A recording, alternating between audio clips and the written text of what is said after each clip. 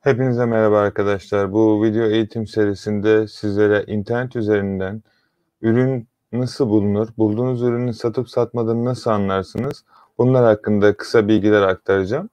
Öncelikle beni tanımayanlar için ismim Akın. İnternet üzerinden hem kendim hem de çalışan arkadaşlarımla beraber çeşitli platformlarda satış yaparak daha iyi ve daha düzenli bir şekilde nasıl başarıya ulaşabiliriz hakkında bu bilgi video serisinde arkadaşlar hem kısa bir şekilde sorularınıza cevaplamaya çalışacağım. 1 saatlik bir video olacak, canlı video. Burada sorularınızı sormanızı bekleyeceğim.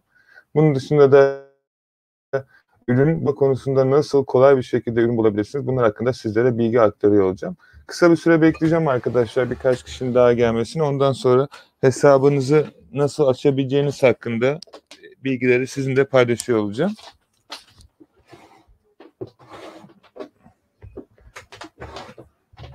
Beni duyabiliyor musunuz arkadaşlar? Herhangi bir şekilde sesle ilgili bir sorun yaşıyor muyuz başlamadan önce?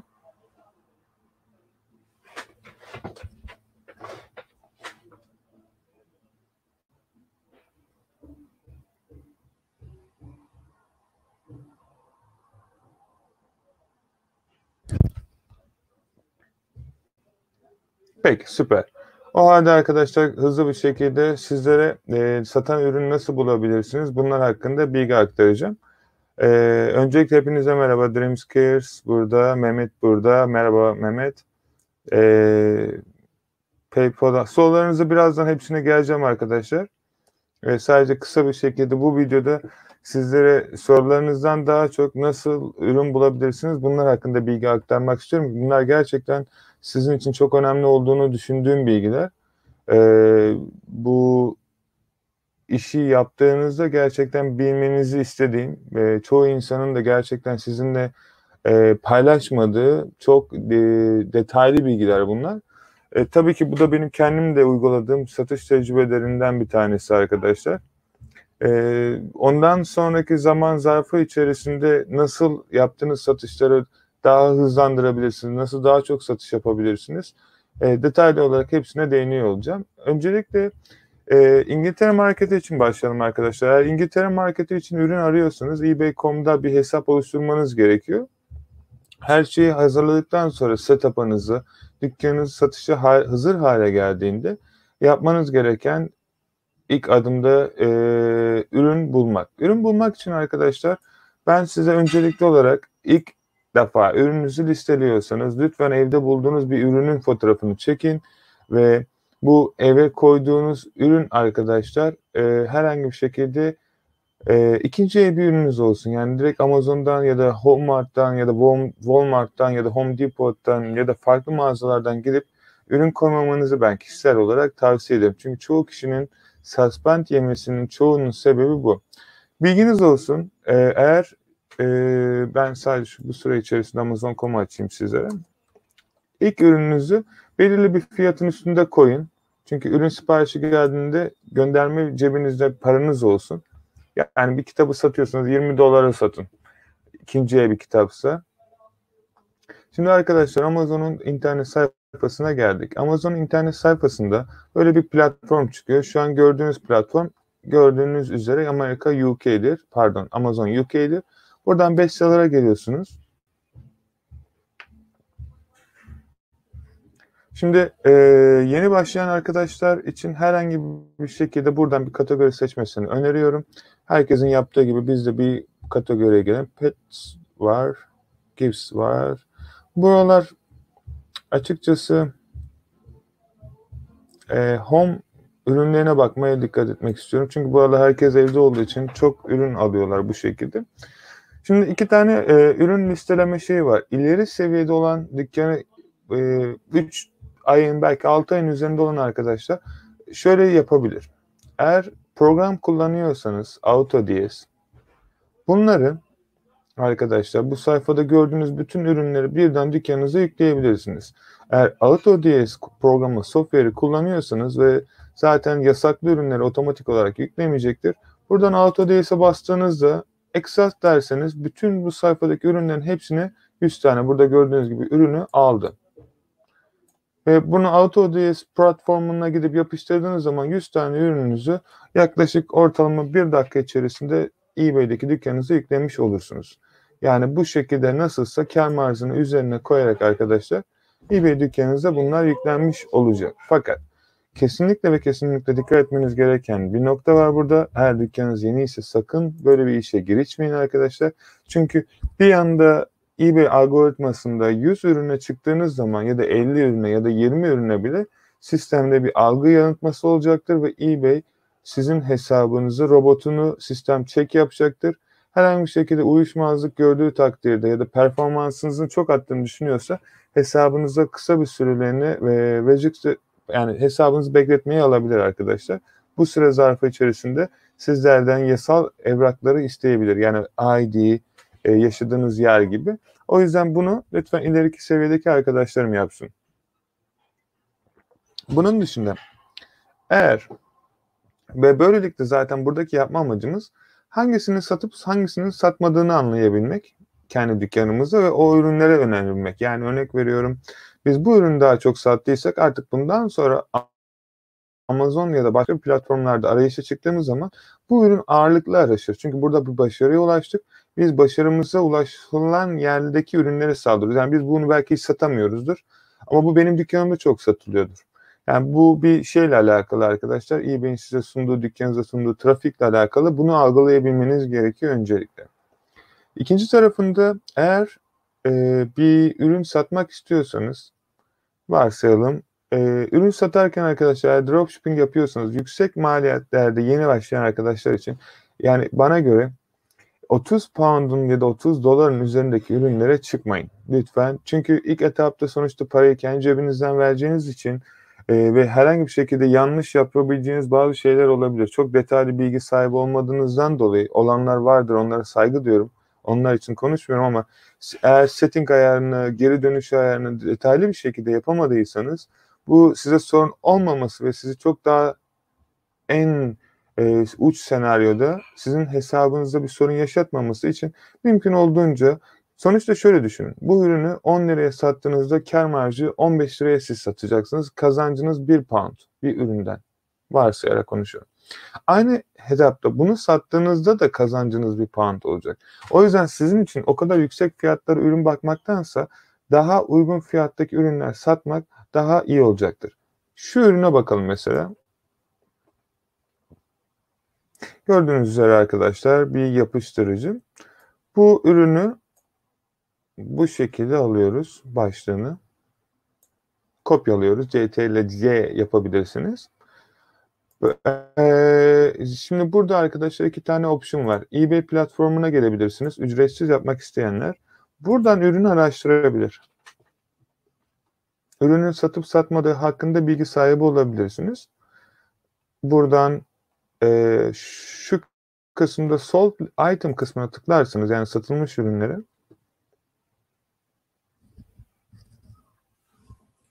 Evet, gördüğünüz gibi arkadaşlar bugün itibariyle bu ürün satılmış. 3.99'a. Amazon'da ne kadardı? 2.75. Ortalama benim tahmini görüşüm 50 kuruş gibi, 50 sent gibi bir kar marjı var. Fakat sürümden kazanıyor. Peki şöyle baktığımızda herkes ortalama 3.99'a satıyor. Çok hızlı bir satan bir ürün değil arkadaşlar. Gördüğünüz gibi 11'inde satılmış, 17'sinde satılmış, ikisinde satılmış. Yani ortalama bu ürün bu fiyata ayda 5 kere satar. Yani şey olarak iyi, 50 kuruş 5 ile çarpsanız bir üründen 2,5 pound aylık kazanırsınız. Belki 3 pound. Fakat biraz daha çok satan ürünlere odaklanmanız gerekiyor. O yüzden ben şahsi olarak böyle bir ürünü yüklemem. Siz yükleyebilirsiniz, ayrı bir şey, saygı duyarım. Ben size önerim böyle bir etapta daha çok satan bir ürünü araştırmanızı öneririm. Baktığınızda biraz hızlı bir şekilde geçtiğimizde şu ürüne bakalım mesela. Ya da şu ürün ne kadar satılmış? 7.000. Şuna bakalım. Peki 9.95'e satılıyor bu ürün arkadaşlar. Stokta 4 tane kalmış. Eğer program kullanmayacaksanız arkadaşlar buna çok dikkat edin. Stokla sınırlı olan ürünleri yüklemeyin.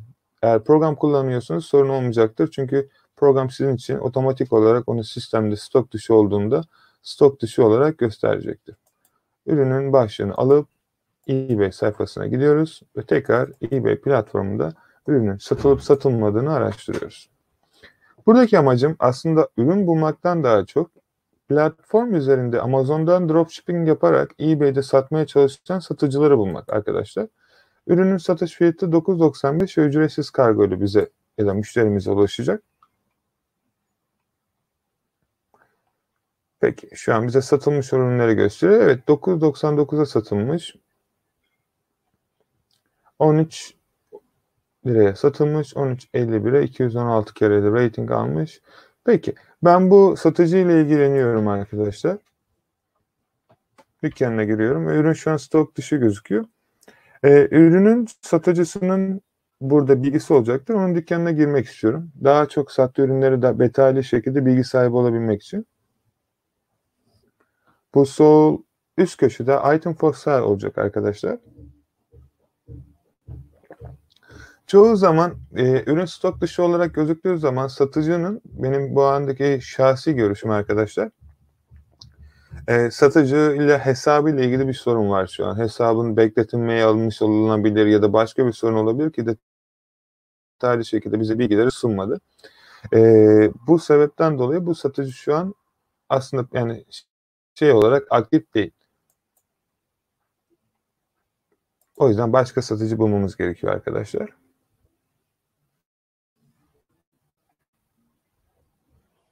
$12.98'e satılmış bir ürün. Bu satıcıya bakalım.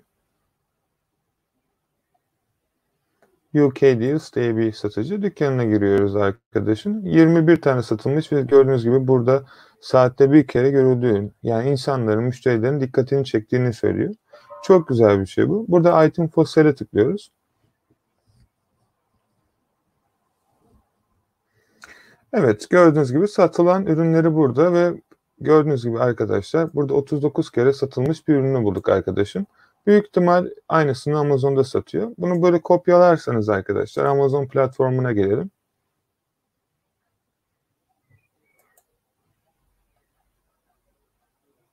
All departmanlarda aratalım.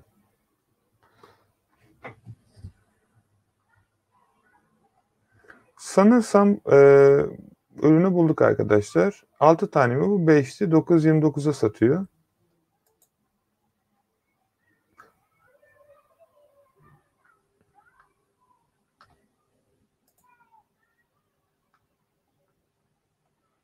Beş tane, 5 tane.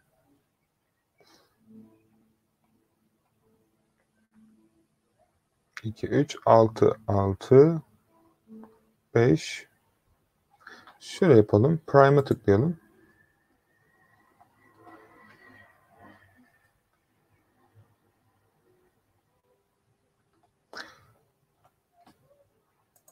Peki gördüğünüz gibi arkadaşlar burada ürünü bulduk. 6.99 liraya pound'a satılıyor. Yapmanız gereken bundan sonraki tek iş arkadaşlar, eğer bu ürünü satmak istiyorsanız, ürünü çünkü bulduk. Bu ürüne tıklıyorsunuz. Satmak istediğiniz ürünü. Çünkü 39 kere bu fiyata satılmış arkadaşlar. Burada Sell It Yourself kısmına tıkladığınızda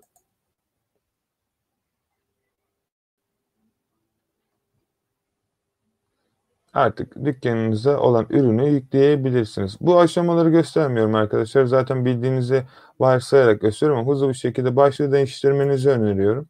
Eğer yükleme yapıyorsanız yanına başka şeyler yazmanız sizin için artı olacaktır. Buraya Amazon'da bulduğunuz fotoğrafları bilgisayarınıza indirmeniz gerekiyor. Bilgisayar şu an biraz yavaş olduğu için bu fotoğrafları bilgisayarınıza indirip buraya yüklemeniz gerekecek. Aşağı doğru indiğinizde arkadaşlar buraya açıklama kısmına şurada yazan açıklama kısmının Amazon'daki açıklamaları bu şekilde güzel bir oluşturarak bir ürün bilgilerini de içerecek şekilde buradaki bölümü yapıştırmanız gerekiyor ve son olarak arkadaşlar burada Buy It Now Price var. Bu price kısmında sizlerin arkadaşlar burada eBay üzerinde satan satıcıdan biraz, yani gerekirse 10 kuruş bile bir ufak rakama düşürmeniz gerekiyor. Ve bundan sonraki aşamada arkadaşlar politikalar çıkıyor. Yeni hesapsanız büyük ihtimal politika çıkmayacaktır. eBay'in size sunmuş olduğu politikalar çıkacaktır. Onları kullanmanız gerekecek. Ve isterseniz yeni satıcılarda yok arkadaşlar ama reklam vermek istiyorsanız dükkan aslında size öyle bir avantaj sunacak. Buradan reklam marjınızı ayarlayabilirsiniz, kampanyanızı ayarlayabilirsiniz. Ne kadar vermek istiyorsunuz. Böylelikle satışın hızlanması artacaktır. Yani trafiği artacaktır ki bu da size daha hızlı satışlar getirecektir. Ve list derseniz ürününüz dükkanınıza yüklenmiş olacaktır. İlk ürününüzü bu şekilde yükleyebilirsiniz arkadaşlar. Şimdi ürün yüklemek bu kadar basit ve bu kadar kolay arkadaşlar. Bu süre zarfı içerisinde gerçekten önemli olan çok ürün yüklemektense çok satan ürünü bulup bir tane yüklemek daha çok size etkin satış getirecektir ki günün sonunda önemli olan çok satış ürün yüklemek değil ki eBay algoritması bundan çok hoşlanıyor. Yeni dükkanla ilgilendiğinizi ve sürekli ürün yüklediğinizi gördüğü zaman size daha çok trafik veriyor. eBay algoritmaları bu şekilde çalışıyor arkadaşlar.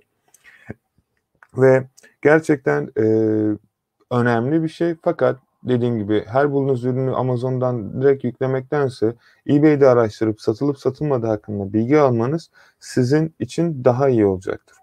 Peki. Soru kısımlarına geçelim arkadaşlar bakalım.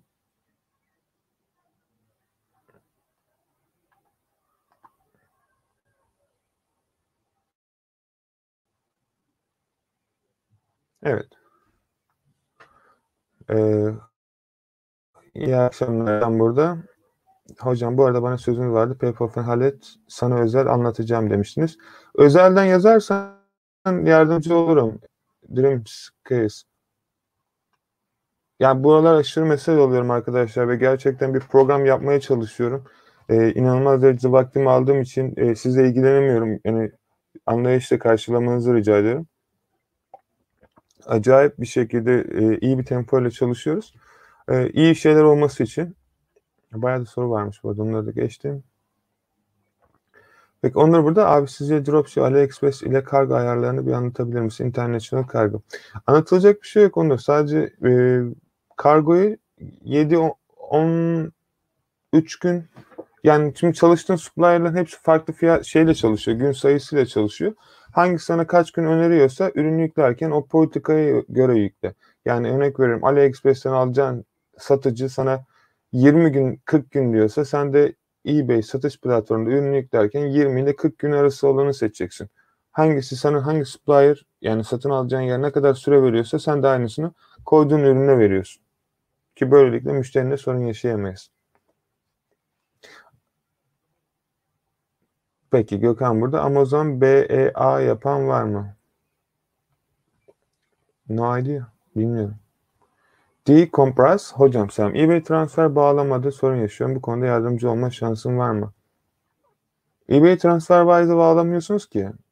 TransferWise'ı PayPal'a bağlıyorsunuz ki bunda gerçekten arkadaşlar hani grupta da gösterdik. Normal videolarda da gösterdik.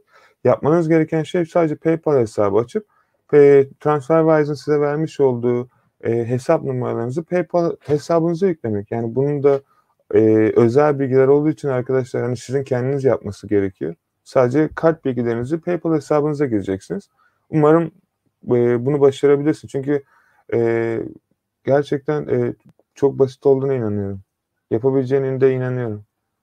Cüneyt burada. Merhaba Cüneyt. Geçenlerde şöyle yapabilirsek tamam. Böyle çok güzel oldu. Hepinize merhaba tekrardan arkadaşlar. Tamam. Şöyle yapalım daha güzel oluyor. Cüneyt burada. Akın Bey iyi akşamlar. Sizin sayenizde bugün ilk satışımı aldım. Süper. Çok tebrik ederim Cüneyt. Sırf sen de değil. Grupta çoğu arkadaşımız gerçekten satış yapmaya başladı. Çok mutluyum. Yani aslında satış yaptıkları için mutlu değilim. Çünkü satış yapacaklarını bildiğim için bu şeyleri anlatıyorum sizlere arkadaşlar. Fakat daha çok satışı nasıl yaparsınız diye şey yapmaya çalışıyorum. Yardımcı olmaya çalışıyorum ben sizlere. Hazan burada. Merhaba Hazan. Merhaba hocam. Aynı zamanda Trendyol, N11 gibi sitelerden satış eBay üzerinden satabilir miyiz? Ya çok güzel bir soru. Hazan aslında benim kendi kişisel görüşümü seninle paylaşmak istiyorum. İstediğiniz her yerde dropshipping yapabilirsiniz. İsterseniz istediğiniz bulunduğunuz bir platformdan dropshipping yapabilirsiniz. İşin mantığını anladığınız zaman hepsini her yerde yapabilirsiniz. Fakat benim size kişisel önerim arkadaşlar. Ben de yani eBay'den, N11'den, sahibinden nasıl satış yapacağını gerçekten size detaylı şekilde anlatacak videoları da çekebilirim. Fakat beni mazur görün. Kazandığınız para gerçekten sizi tatmin etmeyecektir. Türkiye'de yaşıyorsunuz ve Türkiye'de para kazanıyorsunuz. Benim asıl amacım her şeyden öte bu gruptaki bu videoları yapmamdaki tek sebep arkadaşlar. Ben zaten kendi işimden bir yerlere ulaşarak bir şeyler yapıyorum. Yaptığım için de mutluyum. Fakat siz İngiltere ya da Amerika pazarında, ben İngiltere ağırlıklı çalışıyorum, o yüzden İngiltere örneği vereyim. İngiltere'de bir satış yaptığınızda 1 pound kazandığınızda Türkiye'ye 8 Türk lirası olarak bir para kazanacaksınız ki bu sizin Türkiye'deki 8 satışınıza denk gelir. Ama bunu bir satışla yapıyorsunuz. Burada kazandığınız para Türkiye'de sizi çok çok daha hızlı ve iyi bir şekilde yaşamanıza ve iş hayatınızı, yapacağınız satışları çok daha hızlı bir şekilde ilerletmenize sebep olur. Benim amacım zaten bunda size bunları anlatırken arkadaşlar, yani düşünsenize hiçbir şey bilmiyorsunuz ve ortalama olarak aylık 5, hadi diyelim ortalama, yani yeni başlayan herkes arkadaşlar 500 dolar, sterlin ya da dolar kazandınız. Türk parasına vurduğunuzda 4 milyar paraya yakın bir para ediyor ki Hazan. Bence Türkiye'de N11, Trendyol gibi bir sitelerde bu parayı kazanmanız çok basit ama hani biraz yıllarınız alacak. Ama böyle bir platformda 2-3 aya çok rahat bir şekilde, bana göre eğer düzenli bir şekilde yaparsanız çok rahat bu paralara ulaşabilirsiniz. Yani çok daha hızlı şekilde yol alacağınız için ben sizlere bu konuları ağırlık duyuyorum. Yoksa Amazon'a girin, Amazon'da ucuz bir ürün bulun, sahibinde ne koyun? Aynısını orada da yapabilirsin ama bana göre değmez. Yani parasına değmez. Ha, tabii ki yapılacak, ayrı bir konu. Fakat her yerde yapabilirsiniz. Hiçbir zaman hiçbir şeyin engeli yok. Benim kişisel görüşüm sadece parasal olaraktı yani. Ama eğer eğlenme ya da tecrübe kazanmak istiyorsanız kesinlikle tabii ki deneyebilirsiniz. Umarım faydalı olmuştur. Benim kişisel görüşümdü bu sadece. Ta burada hocam USA pazarında satış yapıyorum. Yüklediğim ürünleri satamıyorum. Ürün önerisinde bulunabilir misin? Tabii ta hızlı bir şekilde size ekranımı paylaşayım eğer görebiliyorsanız.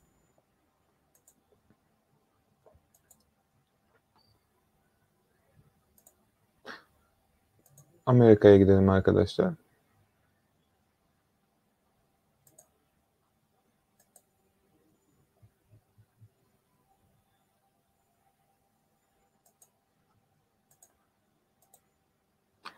Peki, şimdi şöyle bir gerçek var.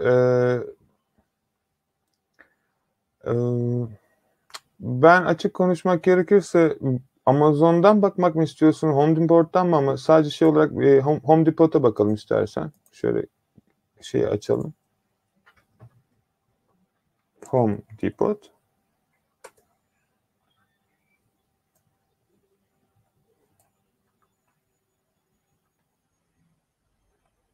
Bu Home Depot Amerikan supplier'larından bir tanesi.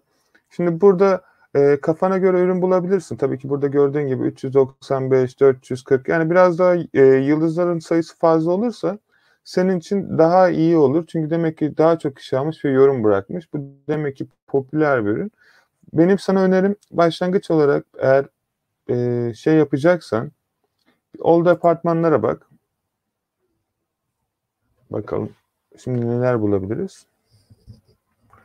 Yeni başladıysan bence 30-40 pound'un üzerinde ya da pardon doların üzerinde ürün bakmamaya çalış. Buradan bir tane kategori seçelim.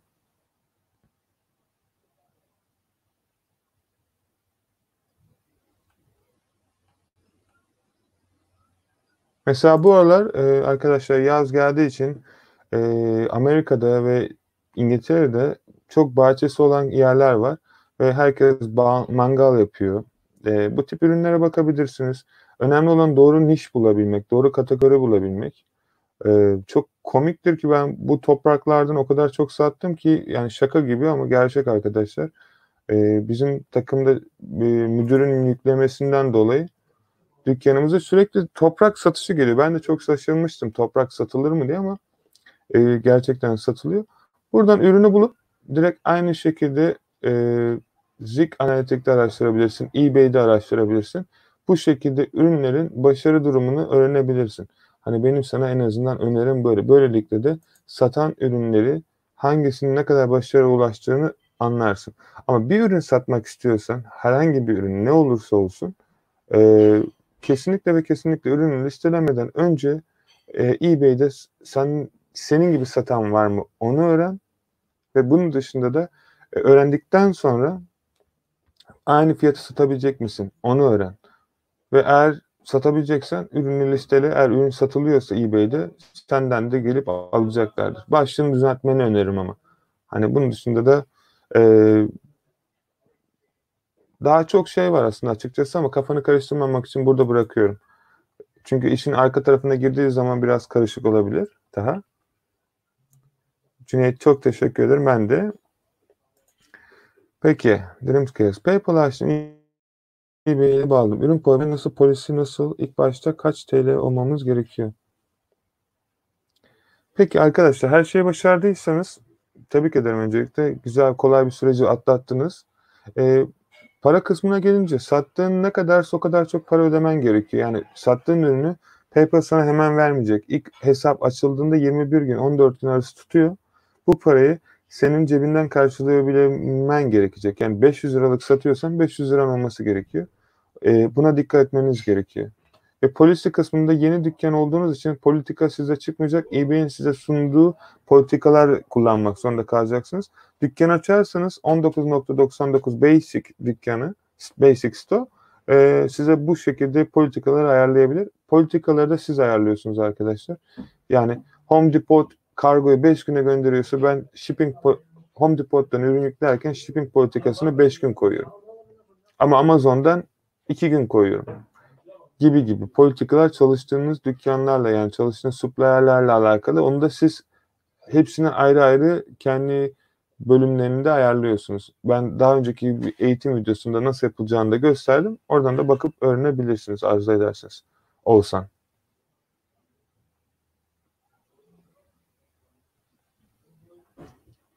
Peki.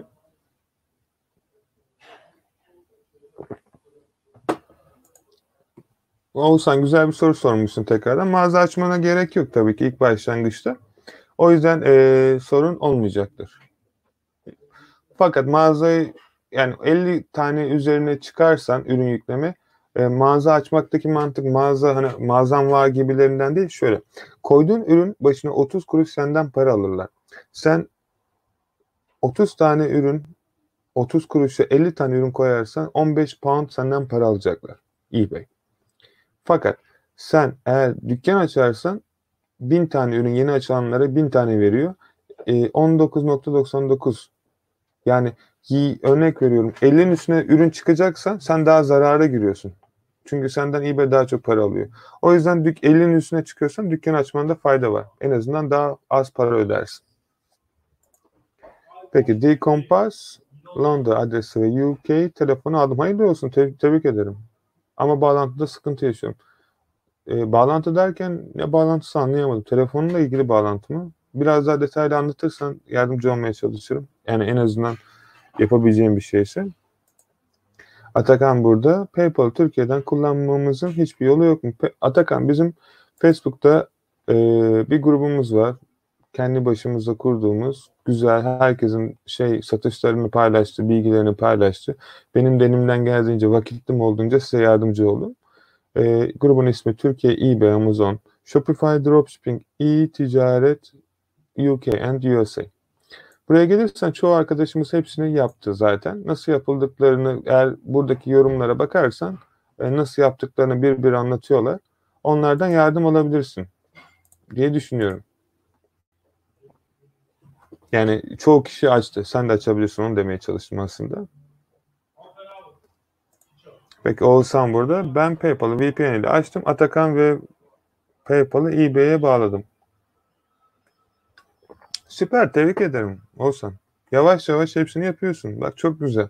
Çok büyük yol kat ettin. Arkana dönüp baktığında daha eBay'in ne olduğunu hani daha o platformu çok tebrik ederim. Çok iyi gidiyorsun. Devam et. Durmak yok.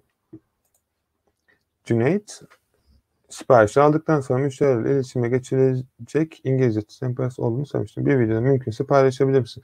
Cüneyt, tekrar daha deminki paylaştığım grubumuz vardı. Eğer Facebook üzerinde gördüysen linkleri de aşağıda olması gerekiyor diye tahmin ediyorum. Oradaki linklerden gruba ulaşabilirsin.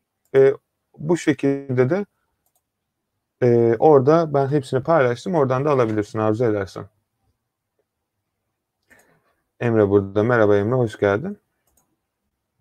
Furkan yazmış. Hasselgotway Almanya'da satış içinde ürün listelerken büro kontrolü yapıyor mu? Hepsinde yapar.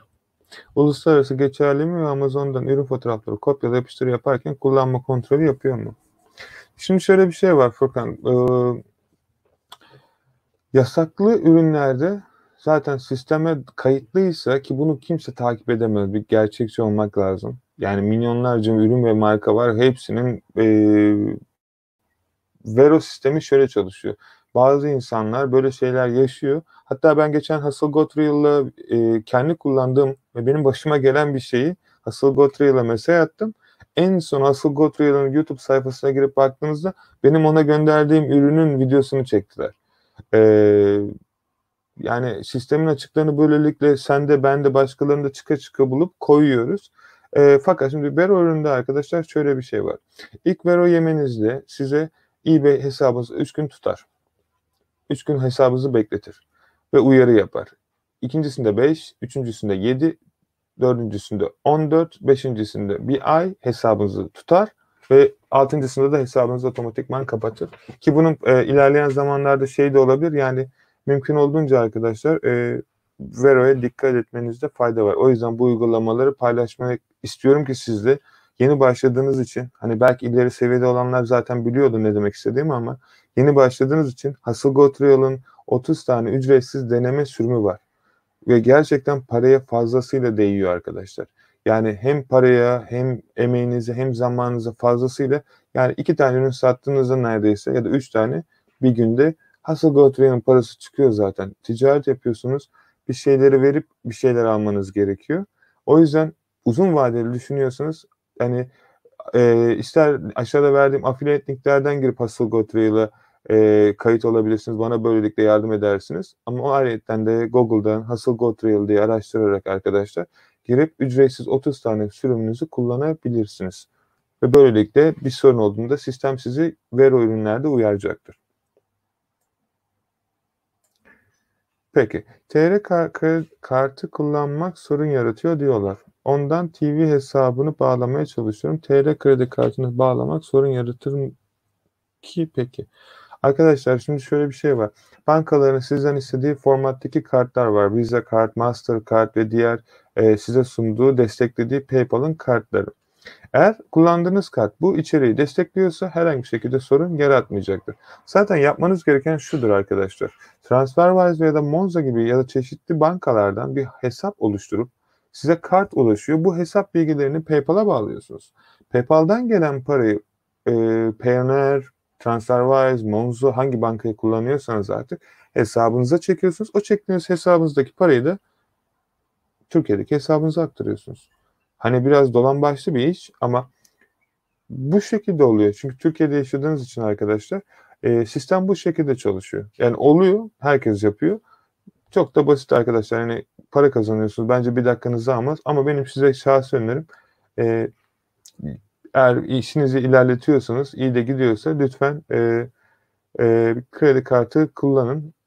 Fakat sadece ve sadece yaptığınız iş için kullanın. Kesinlikle ve kesinlikle. Bu benim önerim değil. Yani şey olarak ben kullanıyorum. Çünkü kullanmam gerekiyor. Çok yüksek cirolara çıkıyor arkadaşlar. Bunları her zaman destekleyemediğim zamanlar oluyor. O yüzden eğer kredi kartı kullanmasını biliyorsanız, ki bu işe giriyorsunuz sonuçta, bu ticarettir arkadaşlar. Artık para yönteminizi öğrenmeniz gerekiyor. Bu benim sadece tavsiyem. Sen burada hoş geldin. Sen merhaba. Erdem. Facebook grup error veriyor. Herhangi bir şekilde bir bilgim yok ama tekrar dediğim gibi Erdem, tekrar söylüyorum. Facebook'ta Türkiye, eBay, Amazon, Shopify, Dropshipping derseniz zaten sanırsam gruba kayıt oldum bu arada. Bu şekilde bulabilirsiniz arkadaşlar. Sen bir kez ben başlayamadım.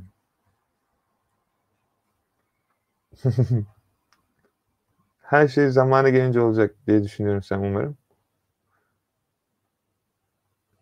Umarım, en yakın zamanda da seni şey yapacağız. Ben açıkçası hani, yaptığın işlerde de seni, desteklemeye çalışacağım. Umarım yaparsın. Gruba gel, arkadaşların nasıl satış yaptıklarını görünce belki motivasyona şey olursun. Bir şekilde olacak yani, ben inanıyorum ki şu an benim oluşturduğum bir sistem var arkadaşlar. Bir yazılım şeylerle uğraşıyorum şu an. Eğer bunu başarabilirsem size çok faydalı, hem maddi, benim için manevi, sizin için maddi olacağına inandığım bazı şeyler ilerleyen zamanda tam kesinleştiğinde paylaşmak istiyorum.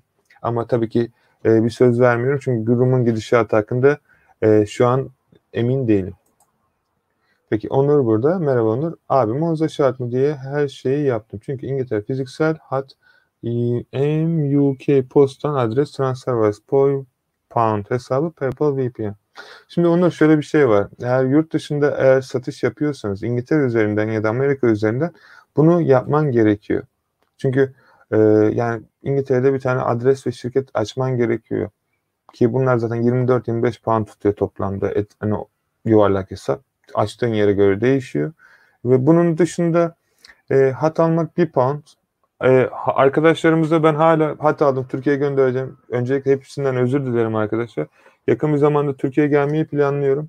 Kendim getirmeyi düşünüyorum. Çünkü burada yaşadığımız bu zamandan dolayı postaneler gerçekten inanılmaz derece güvenlik bir şekilde şey yapıyor ki e, bu bayağı bir inanılmaz derece kuyruk var. En yakın zamanda bunları size ulaştırmaya çalışacağım. Lütfen anlayışla karşılayın beni. Ama hala sözüm tutacağım, şey olmasın lütfen. Sadece ilerleyen zamanda sana şöyle bir şey öneririm Onur. Bunu yapman gerekiyor. Sonuçta para kazanacaksın ve parayı bir yerden alman gerekecek. İlerleyen zamanda çok da detaylı bilgileri de paylaşacağım. Başka türlü de yapabileceğiniz yöntemler olacaktır. Fakat bu video bu hakkında olmayacak. O yüzden detaya inmiyorum. Oğuzhan, Türkiye dropshipping yapmayın. Sadece N11'den alıp kâr marjı başkası muhasebe lazım. Bence o işte. Bence de ama tabii ki herkes deneyebilir. Saygı duyarım yani. Kişisel görüştür. Mehmet burada. Ünlü sınavlara yaklaşıyor abi. Bölüm önerisi yapabilir misin? Geleceği olduğunu düşündüğün. Evet, yani aslında Mehmet çok güzel bir soru. Ben açıkçası eğitimi çok seviyorum. Ben 2 tane üniversite okudum şey olarak. Yaptığım işlere yakın üniversite şeyi yapıyorum şu an gün sonunda. Fakat sana önerim Mehmet, her ne yapıyorsan yap, sevdiğin şeyi yap.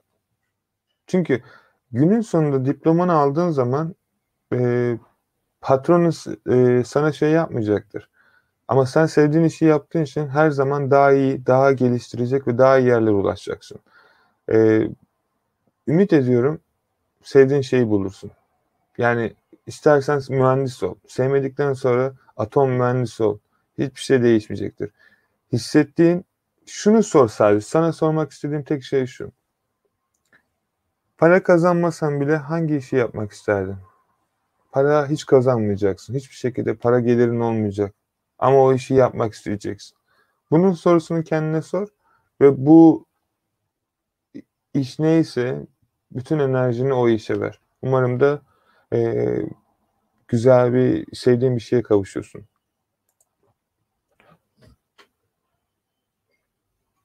Üzgünüm, adını okuyamıyorum ama sunum diyeceğim. İngiltere UK Post için İrlanda'da yaşıyorum. Süper, çok güzel. İrlanda numarası ve adresi kabul ediyor mu? Aynı yerdeyiz zaten. Aynı Great Britannia. Sanırsam, ama yanlış bilgi aktarmış olmayayım sana. Ee, Benim eBay'de çok İrlanda'da satan satıcılar görüyorum şey olarak. Ee, En kötü şey yapacaktır ama sistem kabul edecektir. Sonuçta yaşadığımız ülke aynı ülke. Şey olursa bana da ulaşabilirsin. Ben hani arayarak yardımcı olabilirim sana. Yani Facebook üzerinden şey yapabilirsin. Buradaysan nasıl yapılacağını, sistemle ilgili kısa bilgiler aktarabilir vaktim olduğunda. Peki, Onur burada. Umarım ileride Türkiye tabanlı bir ofis açar ve ekip kurarsınız. Sizin ekibinizle birlikte savaşmak çok isterim. Çok temiz bir insansınız abi. Umarım böyle bir şey olur. Yol arkadaşı olmak çok isterim. Çok teşekkür ederim Onur öncelikle. Çok ilginçtir ki şimdi şöyle bir şey düşünüyorum. Ee, Amacım zaten size burada hem para kazandırmak hem bir başkası için çalışmamanızı engellemek hem size benim zaten ya da başkasının bilmiyorum anlattığı o sattığı şeylere para harcamaktansa ki eğitime her zaman para harcayın. Sıfır tolerans her zaman harcayın. Çünkü eğitim çok önemli arkadaşlar. Bunun anlamı bir şey yapın ya da birisinin kursunu satın alın gibi değil. Fakat günün sonunda o kadar çok pazarla çalıştım ki Türkiye'de çok büyük bir altyapıyla bir internet sitesi kurmayı düşünüyorum. Ve Çin'de çalıştığım bir arkadaşım var arkadaşlar. Bizim şirkette asistan olarak çalışıyor. O kız arkadaş bana çok güzel şeyler veriyor. Bunun aynısını, altyapısını Türkiye'ye kurduğumda aslında hayal olmaya bile başladı. Aslında çok da zor değil ama sanırsam 5 ayımı alır diye düşünüyorum böyle bir büyük bir site kurmak. Hepinize aynı şekilde eBay ve Amazon ve Shopify karışımı bir internet sitesi. Hepsinin açıklarını tamamlayıp internet üzerinde hepinizin satış yapabileceği ve hepinizin kolay bir şekilde belirli tabii ki yasal hukuki süreçler ve dahilinde hepinize gelir kazandırabileceğim ve satış yapmanızı sağlayabileceğim ve da inandığınız şeyleri yapmanızı sağlayacağım bir platform oluşturmayı düşünüyorum. Gerçekten bunun size çok faydalı olacağını düşünüyorum ki bu işi gerçekten çok iyi yapabileceğime de inanıyorum. Çünkü çok güzel bir takımım var. Tabii ki neden olmasın çok isterim Onur. Benim için önemli olan şey eğitim. Fakat akabinde eğitim kadar da istek. Ben de onu gördüğüm zaman e, sınırsız tolerans vardır. Yani sınırsız bir şekilde size daha iyi gelişmeniz için yardımcı olmaya çalışacağımı sizler de göreceksiniz. Umarım böyle bir şey yakında olur.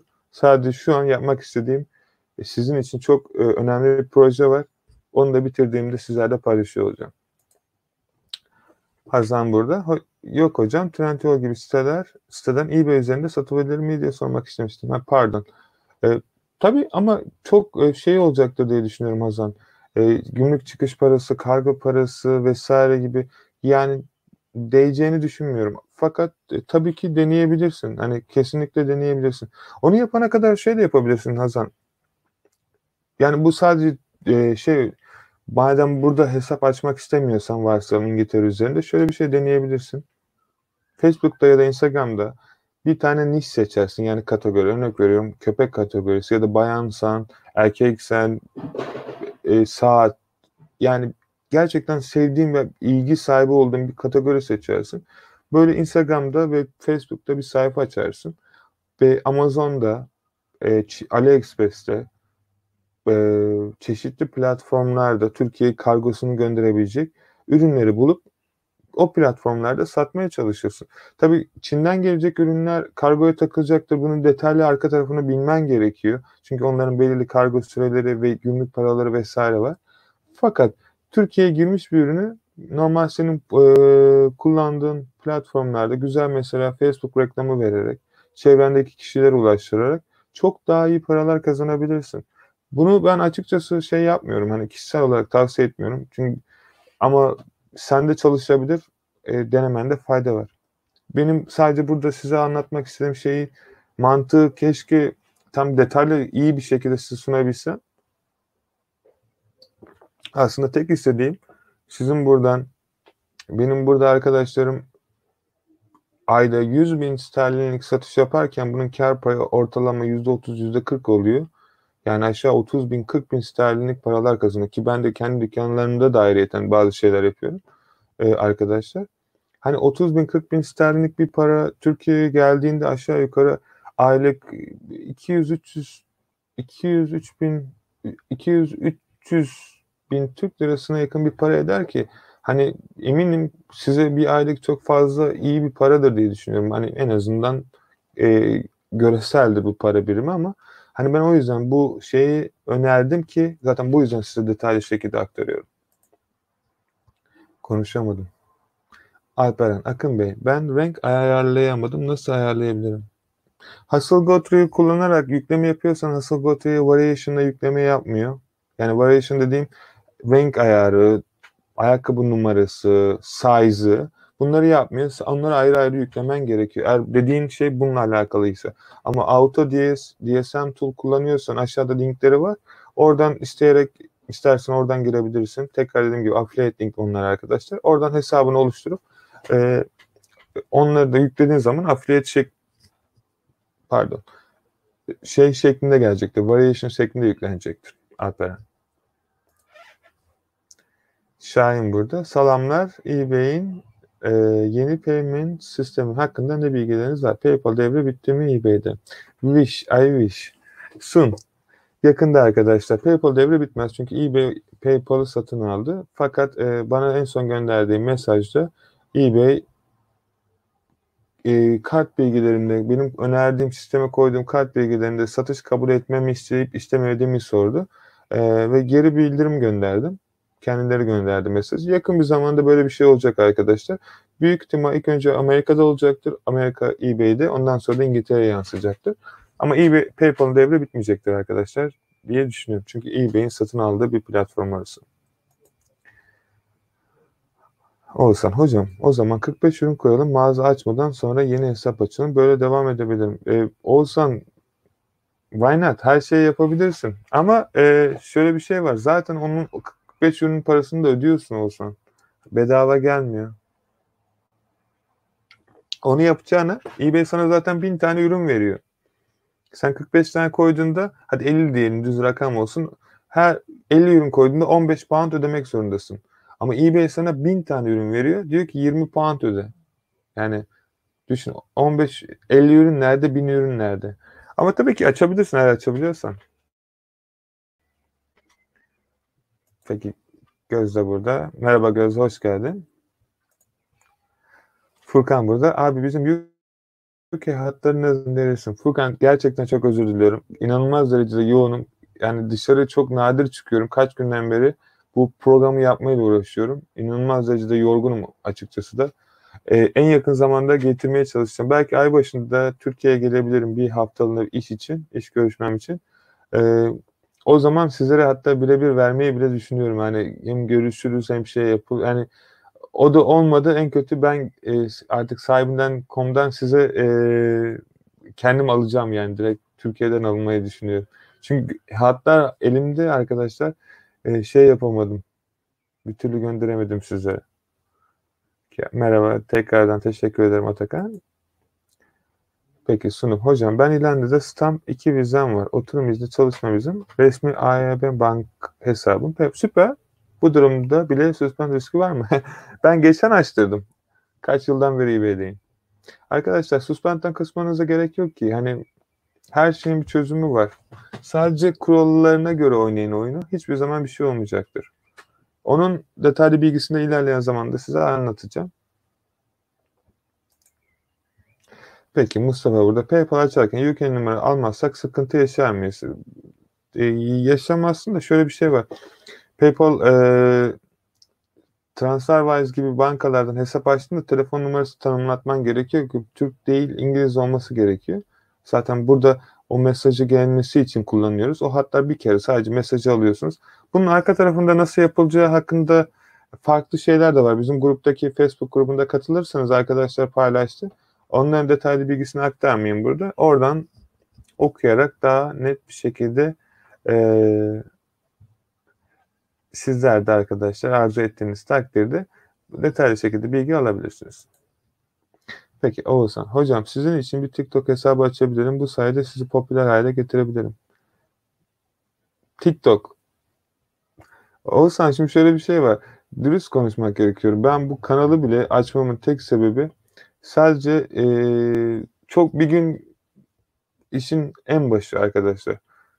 Çok iyi bir gün geçirdim ve inanılmaz derece belki o zamana kadar yaptığım en büyük ciroyu yaptım. Ve dedim ki Türkiye'deki arkadaşlarımın da aynı şeyi yapmasını istiyorum. O kadar çok bir motivasyon etti ki beni o satış. Ve dedim ki bu yaptığımın aynısını onlara da gösterirsem onların da aynısını yapabileceğine eminim dedim. Çünkü sonuçta ben başardım. Başaramadığım bir şey gösteremem. Ve dedim ki bu kadar ciroyu Türkiye'de kazansalar belki bir yıl çalışıyorlar o para için ve aynısını onlar da yapsın ki onlar da bu şeye ulaşsın. Ve ben öyle bir video çektim.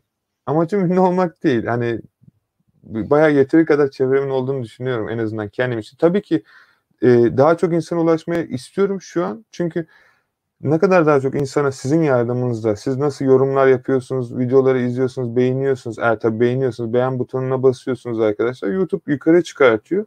Yukarıya çıkardıkça çünkü bu yani size sunduğumuz her şey ücretsiz bilgi arkadaşlar. Bunun aynısını sizden saatlik bile para alıp yapan kişiler var. Eee, Size bırakıyorum. Eğer bana değil de sizin gibi yeni başlayan, para kazanmak isteyen, bu işin nasıl yapılacağını öğrenmek isteyen arkadaşlarınıza benim videolarımın ulaşmasını istiyorsanız bana yardım edebilirsiniz. Ben de buna mutluluk duyarım ama bu yardım bana olmayacaktır arkadaşlar. Sizin yardımınız yine sizin gibi etrafınızdaki kardeşlerinize, arkadaşlarınıza, akrabalarınıza olacaktır. Çünkü bunlar dediğim gibi tamamen ücretsizdir. Bu videolar sizlere ulaşıyor ve bunun sayesinde de arkadaşlar sizler ve sizin gibi diğer yeni genç ve akıllı arkadaşlarım internet üzerinden çeşitli şekillerde gelir kazanıyor.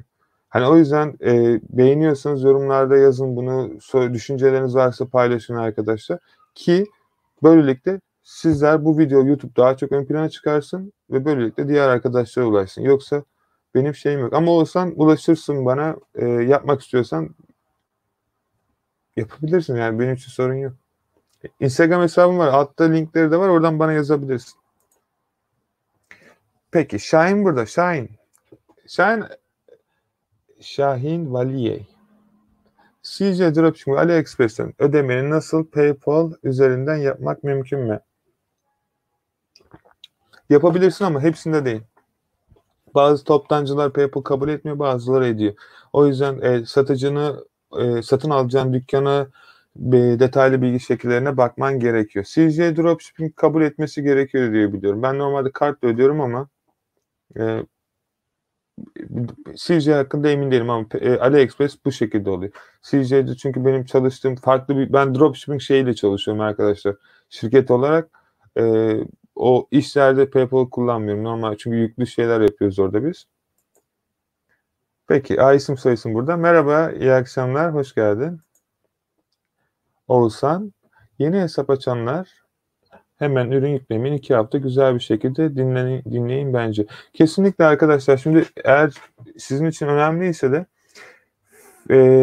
YouTube'a A'dan Z bu videodan sonra zaten birazdan bitireceğim. A'dan Z'ye dropshipping, eBay, UK yazarsanız büyük ihtimal benim videoma ulaşacaksınız ya da benim kanalıma girip abone olup oradan yeni böyle yayınlarda kafanıza takılan sorular olursa takip butonuna basarsanız bir şey olduğunda bilgi sahibi olmuş olursunuz. Fakat başlamadan önce kesinlikle ve kesinlikle arkadaşlar YouTube'da ya da bizim Facebook grubunda paylaştığım A'dan Z'ye dropshipping ücretsiz kursunu izlemenizi öneririm. Çünkü mantığını anlayın ki yaptığınız şeyin bir değeri olsun. Sadece yapmaya çalışırsınız, ilerleyen zamanda eBay size mantığını anlatır. O yüzden mantığını anlayarak yaparsanız umarım ki size daha faydalı ve daha düzgün gitmenizi sağlayan bir iş modeli, rol modeli çizecektir. Peki Mustafa, piyasada olan ücretli eBay eğitimleri alınır mı? Çemberk. Şimdi Mustafa, İstediğin her şeyi yapabilirsin. Canberk arkadaşı videosunu bir kere gördüm, izlemedim şey olarak ama e, dürüst konuşmamı istersen benim internet üzerinde paylaştım. Kendim için demiyorum. Benim internet üzerinde A'dan Z'ye dropshipping diye paylaştığım sistemdeki video şahsen benim Türkçe'ye çevirdiğim çok yakın arkadaşımın $1000 sattığı eğitim videosudur arkadaşlar. Sizler için çevirdiğim çünkü İngilizce Amerikan İngilizcesiyle anlatıyor. Belki İngilizce bilmek isteyenler $1000 vererek o kursu satın alabilir. Ya da ücretsiz olarak $1000 benim size ücretsiz bir şekilde sunduğum şeyi alabilirsiniz. Ama para tabii ki senin ben yatırım yaparım. Saygı duyarım. Tanımıyorum arkadaşı. Umarım ben Türkiye'de böyle yapanların bile olduğunu bilmiyordum açıkçası. Fakat tanımadığım için bir şey diyemiyorum. Videosunu eğer bana şeylerini gönderirsiniz bakabilirim ama hani işin benim görüşüm arkadaşlar. Size sadece şunu söyleyeyim. Eğitime para yatırın. İster Canberk'in olsun ister bir başkasının olsun kesinlikle para yatırın. Eminim buraya kadar geldiyse size bir şeyler sunmaya çalışıyorsa değerlidir. Zamanını ayırmıştır, tecrübesini ayırmıştır, o hatalar yapmıştır. O hatalardan ders alıp zaten bir video, YouTube videosu ya da eğitim yapmıştır. Yani bir tecrübesi vardır en halinde. Onu da anlatmaya çalışıyorum. Fakat arkadaşlar benim önerim bence o ücretsiz olarak bir videoyu izleyin. Benim size YouTube'da paylaştım. Ondan sonra isterseniz satın alın. Ama ben fazlasıyla yeterli olduğunu düşünüyorum size. Çünkü benim size anlattığım kursun değeri de 1000 pound. Peki Onur. Abi Monzo olmadan şart mı? Monzo olması gerekiyor Onur. Parayı nasıl alacaksın? Monzo olması gerekmiyor. Bir bankan olması gerekiyor. TransferWise'da kullanabilirsin. Çünkü paranı nasıl çekeceksin hesabını? Para lazım. Yani müşteriye ürün satıyorsun ama paranı alamıyorsun. O yüzden. Ama Monzo olması şart değil. Monzo çok rahat açılıyor çünkü. TransferWise'da alabilirsin. Peki Şahin burada Amazon ürünleri almada nasıl kullanmam mümkündür? Amazon'da PayPal kullanamazsın Şahin. Ama Amazon gift kart alabilirsin. O gift kartları da Amazon'da kullanabilirsin. Fakat biraz böyle araştırman gerekiyor Şahin. Öyle söyleyeyim. İşin arka tarafında çok güzel şeyler var ama çok dibe inmeyeyim ama gift kartlara bak diyeyim sana. Ama sadece şuna dikkat etmeni öneriyorum şu an. Gerçekten gift kartı alırken nereden aldığına çok dikkat et. Çünkü gift kartlarla Azerbaycan'da çok sorun yaşayan arkadaşlarım var. O yüzden dikkatli olmanı öneriyorum. Aldığın yere çok dikkat et sadece. Furkan burada. Tüm söylediğim programları satın aldım, kayıt oldum. Wow, süper. Yakında Almanya'dan başlayacağım. Sistemi kafada oturtmaya çalışıyorum. Almanya, Vero, insan koruma çok hassas çünkü. Teşekkürler güzel insan. Teşekkür ederim Furkan. Bana özelden ulaş Furkan. Yaptığın şeyde sana yardımcı olmaya çalışayım vaktim olduğunca o zaman.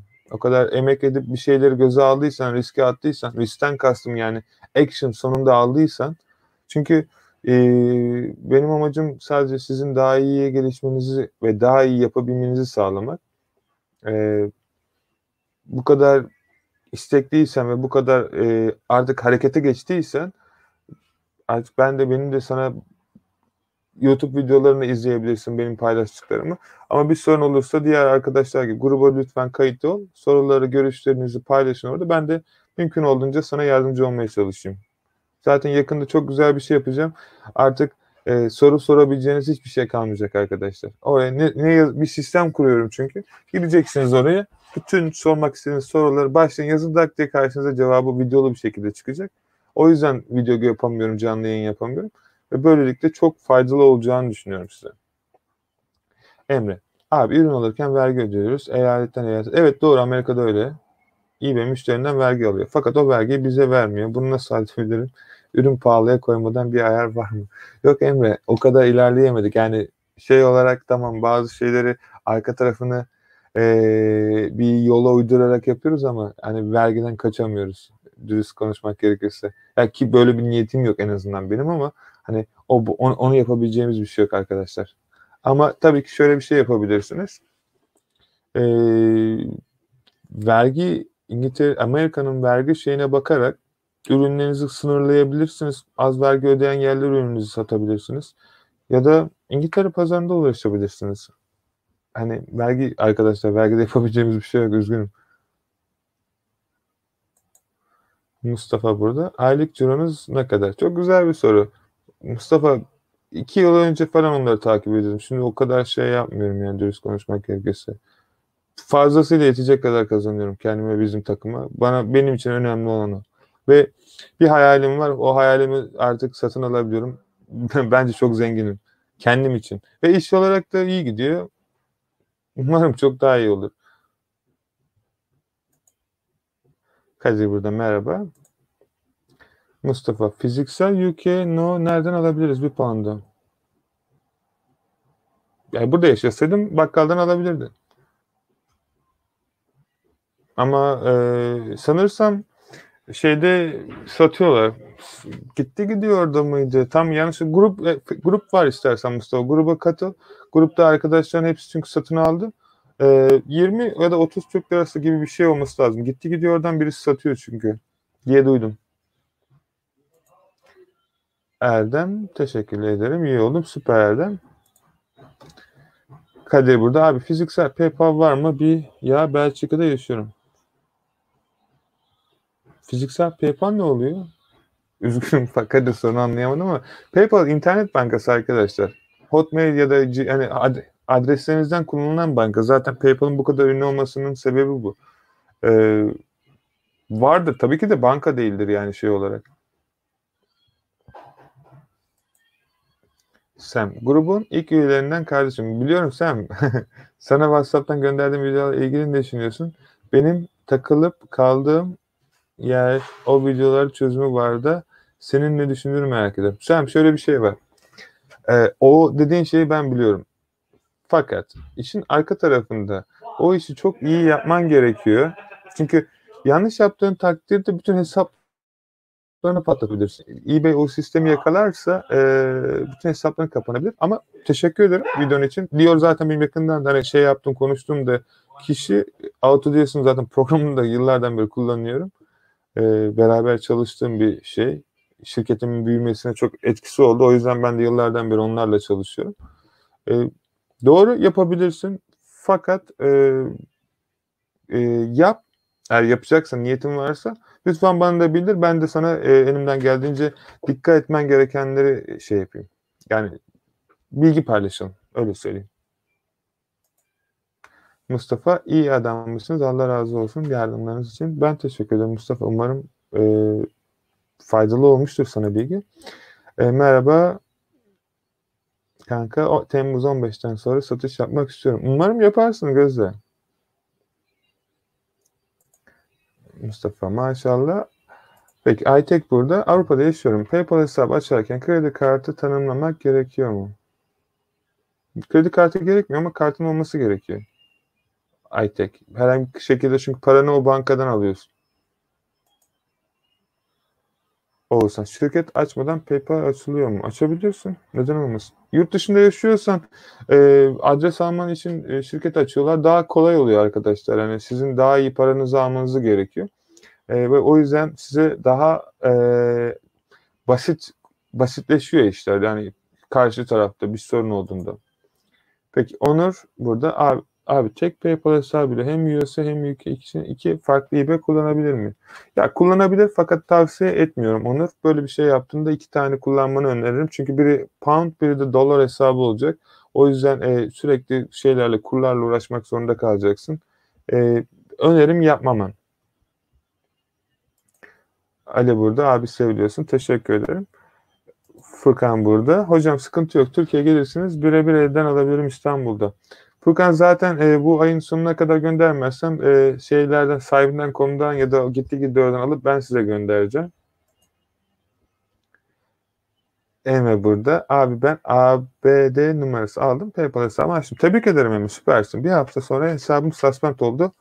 Nedenidir. Arkadaşlar suspend hakkında çok kısa bir dikkat etmeniz gereken bilgileri vereyim. Hatta burada sizin için insanların şeyle sattığı parayla bilgileri size Türkçe'ye çevirip anlatayım. Çünkü onlar detaylı şekilde bu sistemi çökertiyorlar. Bunlar IT'ci arkadaşlar. eBay'in şeyinde çalışan. Şimdi arkadaşlar çok merak ettim ve sordum.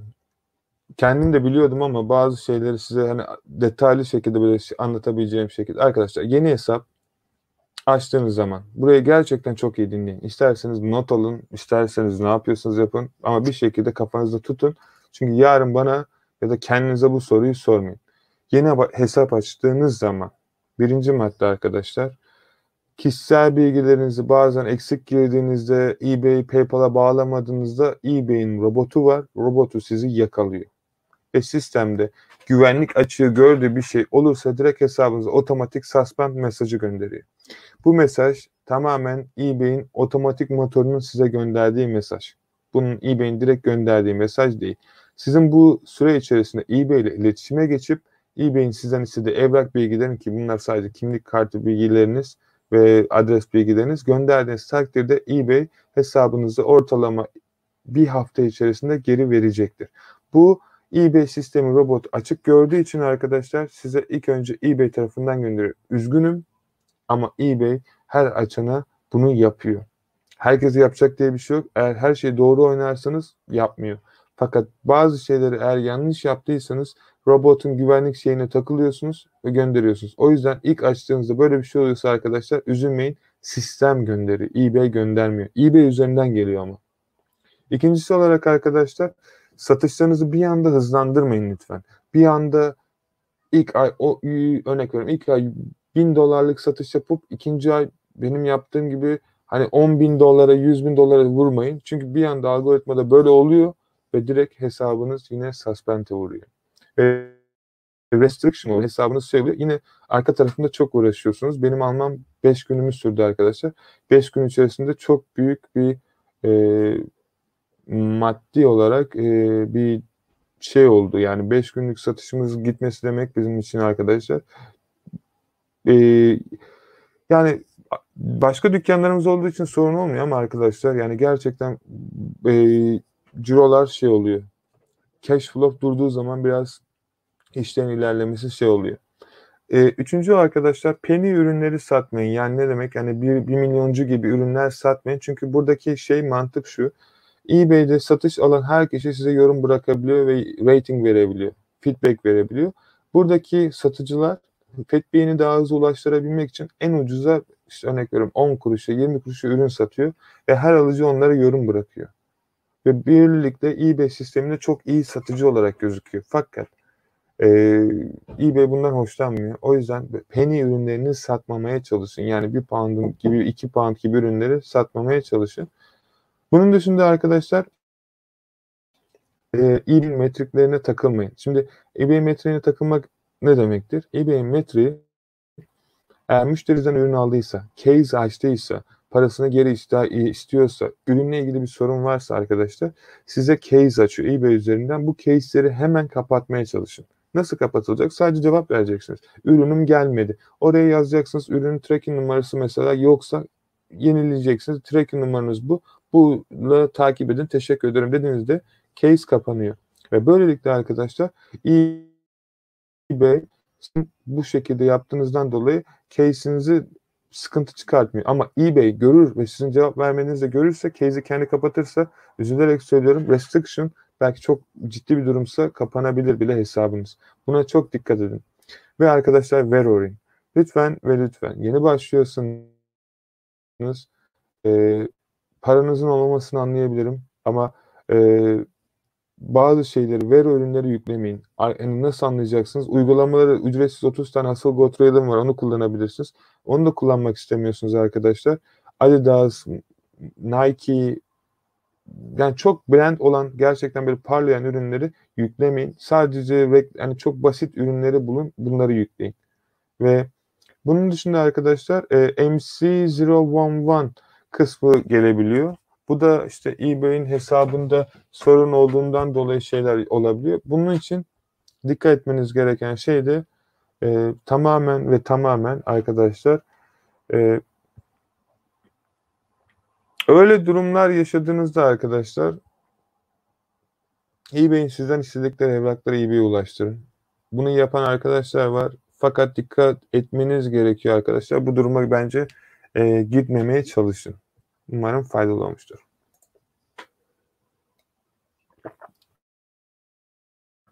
Sunum. Hocam ben İrlanda'dan İngiltere'ye yanına geleyim. Müsait zamanda bana bir Türk kahvesi ısmarlarsın. Sohbet edelim. Pişmaniyeler benden. İstediğin zaman gelebilirsin arkadaşlar. Çok güzel bir şekilde 2 gün önce bizim gruptan bir arkadaşımız bana yazdı. İngiltere'de yaşıyor. İnanılmaz çok iyi iş yapan ve işini çok iyi geliştiren bir arkadaş. 2 günden beri beraberiz. Geldik beraber, çok yakın oturuyormuşuz birbirimize. Hesabını ayarladık. Bir şeyler yaptık. Satışlara ürünlerini koyduk. Umarım en yakın zamanda satışı da gelir. Buradan Cemal'e de selamlar ayrıyeten eğer izliyorsa. Buyur gel, özelden ulaş her zaman. Londra'da merkezdeyiz. 1. bölgede. Tower Hill'de istediğin zaman müsait çık gel yani. Bekleriz. Ali burada. Ali, eBay politikaları ürün yüklemeden yapamıyoruz. Evet doğru. Politikayı ilk önce ürün yüklemeniz gerekiyor. Ondan sonra politika kısmı aktif geliyor. Doğru bilgi Ali. Oğuzhan burada. PayPal'ı açamayanlara yardımcı olabilirim arkadaşlar. Süpersin Oğuzhan. Senden beklenecek hareketler. Gruba üye olun arkadaşlar. Ve gruptan Oğuzhan size yardımcı olacak. Adres nereden ulaşabilirim sana? Şey var. Aşağıda şeyler var Mustafa.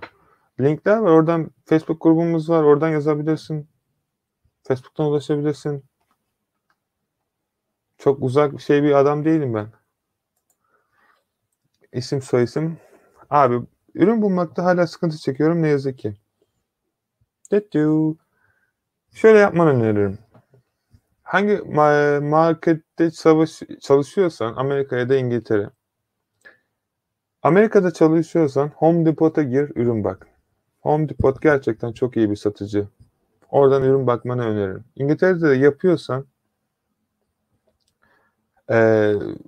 George'a gir. George.com. Orada zaten dediğimi anlayacaksın. Bence bu fazla bile. Ama son olarak bir şey göstereyim arkadaşlar size. Bu gerçekten çok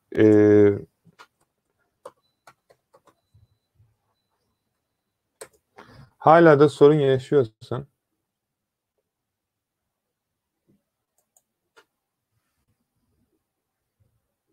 bak bu Watch Count'a girin arkadaşlar. Hangi markette ulaşıyorsanız ben İngiltere için bakıyorum.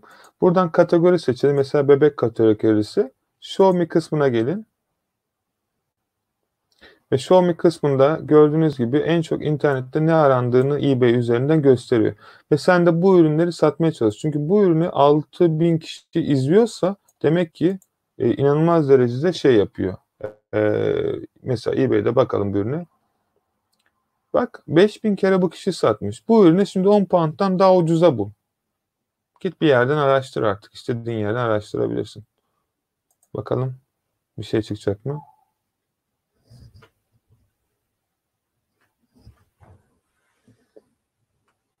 Yani detaylı bilgi istiyor. Neyse onu sonra şey yaparım ben. Ama hani demek istediğim Watch Count'a girip detaylı şekilde bakabilirsin. Çok faydalı olacağına inanıyorum sana. Emre, eBay eğitimi alınmaz. YouTube'da her şey var. Aslında çok da doğru değil Emre o ya. Yani dürüst konuşmak gerekirse. YouTube'dan tabii çok fazla bilgi şey yapabilirsin ama şu iki tane bana göre şey var en azından. Şöyle benim kişisel görüşüm. İki tane seçeneğim var.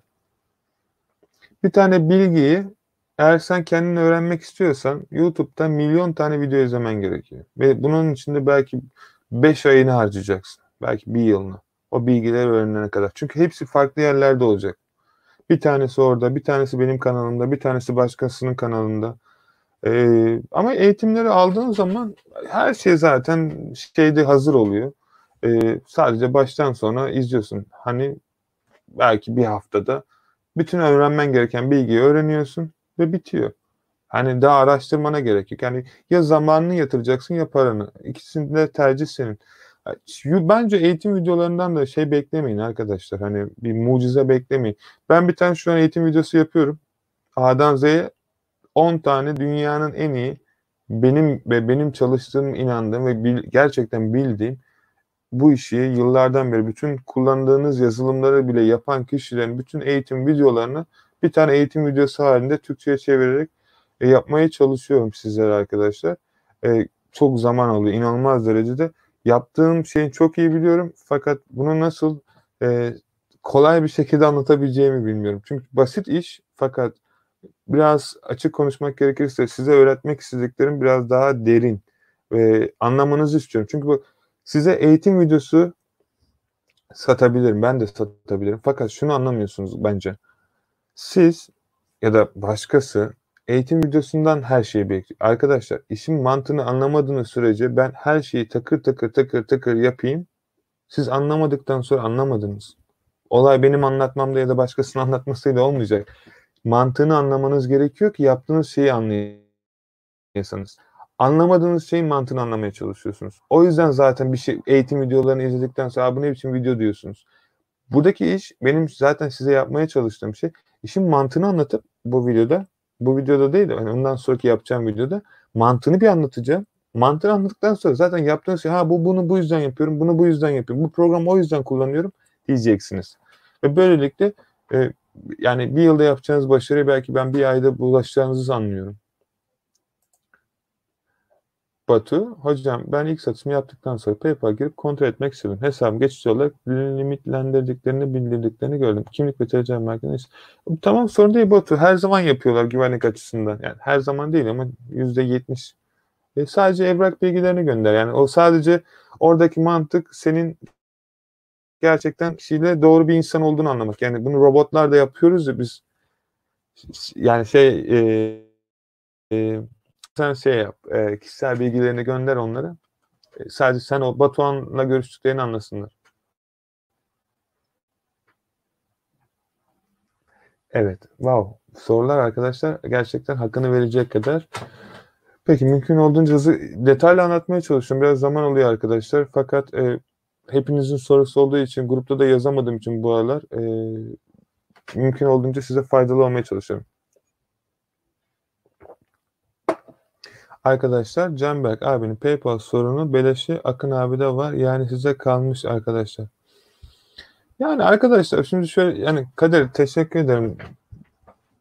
Ya şöyle bir şey var arkadaşlar. Ben yıllardan beri bu işin içerisindeyim. Hem satış hem ben sırf eBay'de çalışmıyorum arkadaşlar. eBay'de çok dükkanımız olmasına rağmen Amazon'da da Shopify'da da bazı arka planda yaptığımız şeyler var yıllardan beri. Arkadaşı tanımıyorum. Ne yaptığını da bilmiyorum. Bak onun ne yaptığını bulmam benim 10 dakikamı alır. Yani benim işim bu arkadaşlar analiz. Ya onun ne yaptığı, ne sattığı kursu bile ve size anlatmam 10 dakikamı alır. Ama şöyle bir şey var. Bir emek etmiş. Şunu da gerçekten şey yapmanız gerekiyor. Kimse artık hani o çocuk olabilir, başkası olabilir tanımıyorum. Bir emek etmiş, yıllarını vermiş. Ben saygıyla bakıyorum. Size bir şey öğretmeye çalışıyor. Akabinde öğrettiği şeyin kendisi için biçtiği bir fiyat vardır. Almak isteyen alabilir. Ben o çocuğun ya da kimse size zorla bir şey sattığını düşünmüyorum. Herkes kendi iradesiyle yapıyor. Almak istiyorsanız alabilirsiniz. Zaten 30 gün iadesi var arkadaşlar. Her şeyde olması gerektiği gibi. Beğenmiyorsanız iade edersiniz. Böylelikle bir denemiş olursunuz. Almayın sizin kalmış. Para cebinizde sizin. Ama ben sizin yerinizde olsam işin ne olduğunu anlayana kadar işin mantalitesini anlayın. Ondan sonra dedikten sonra alırsınız almazsınız sizin tercihinize kalmış. Mantığını anlayın. Bakın videoları izledikten sonra suratınıza aynada bakın çünkü. Öyle olacak. Kadir hangi video? Kadir videonun adını bilmiyorum ama şöyle göstereyim sizlere istersen. YouTube'a eğer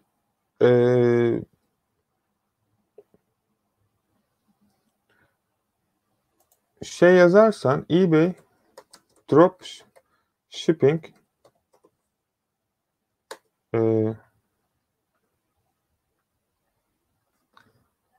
çok kişi çıkacaktır eminim. Bakalım.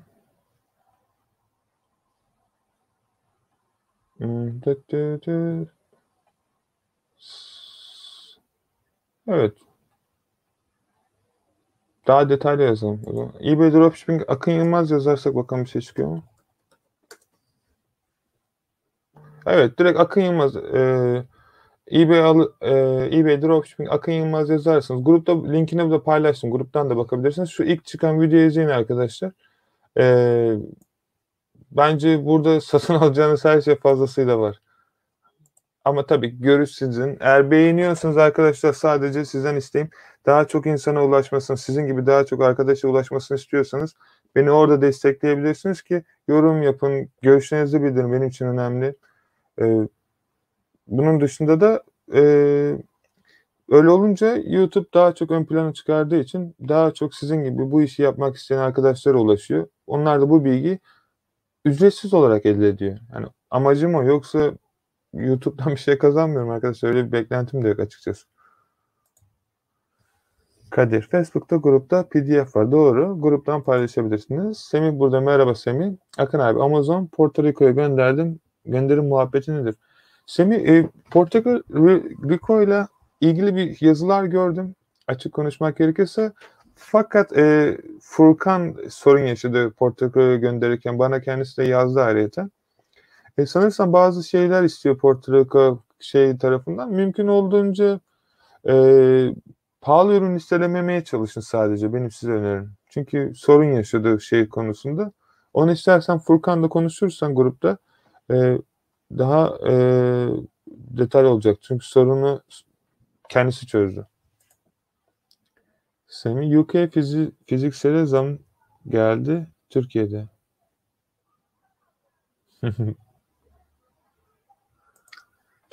Burak, Amazon adresi onayını hangi aşamada istiyor abi? Açalı 5 gün oldu. Henüz bir sorgu yok. Amazon'dan adres. Amazon mu yapıyorsun? Amazon'da adres şeyi yok. Amazon'da farklı çalışıyor. Amazon'da bilgilerini giriyorsun. Onaylandıktan sonra sana confirmation maili gelir. Ondan sonra bir şey gelmez. Amazon farklı bir platform.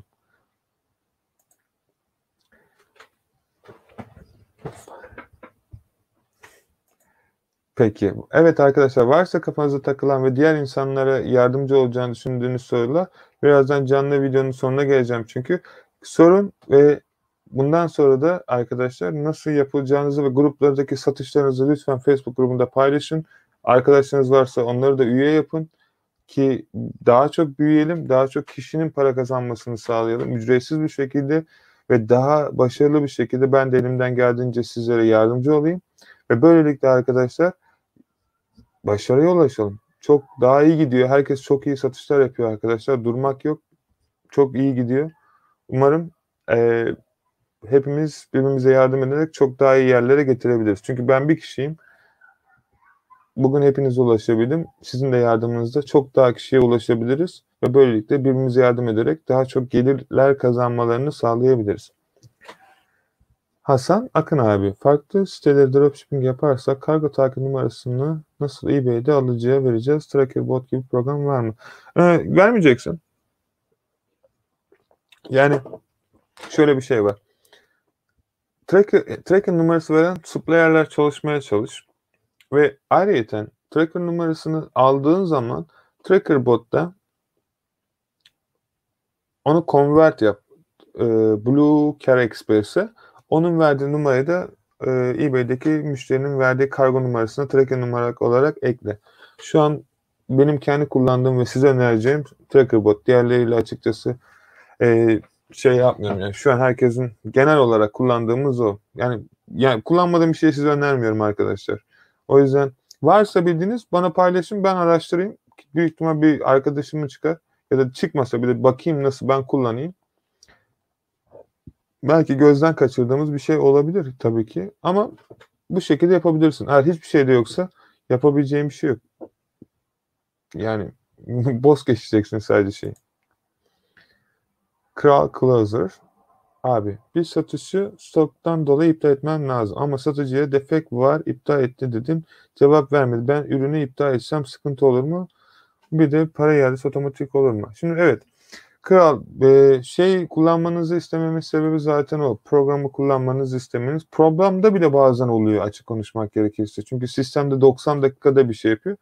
Bir tane mesaj var. O mesajı attım. Eğer hala cevap vermiyorsa ürünü iptal et. Bak ama ürünü iptal ederken şuna çok dikkat et. Kesinlikle ve kesinlikle ürün stok dışı diye işaretleme. Ürün elimde yoktu. O yüzden iptal ediyorum sakın deme.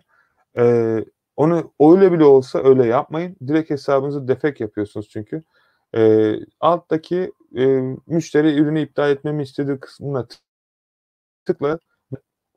Cancel item dediği zaman müşteri PayPal'daki hesabında buna gidecektir. Yapıyorsan en azından böyle yap. Eğer cevap atmıyorsun. Hasan, farklı sitelerle yaptığımız alışverişlerde fatura adresimizi Türkiye'ye yazarsak olabilir mi? Mesela The Works Türkiye'ye fatura yollar mı, keser mi? Yani yazdığın her yere şey olur.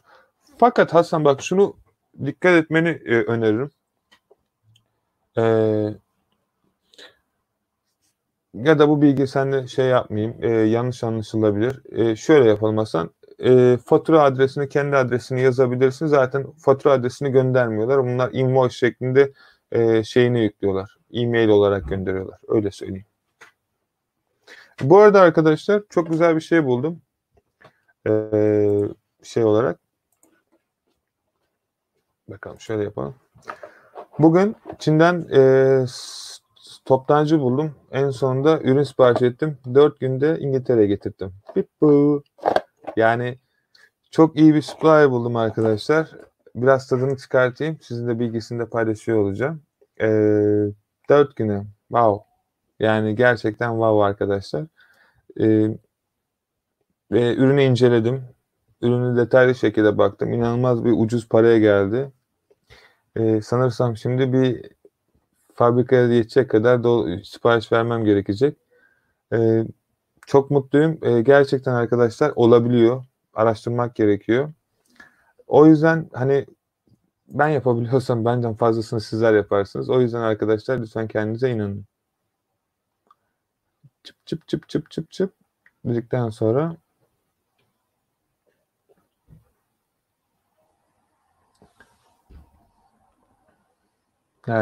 neredeyiz? Arkadaşlar baya güzel sorular var.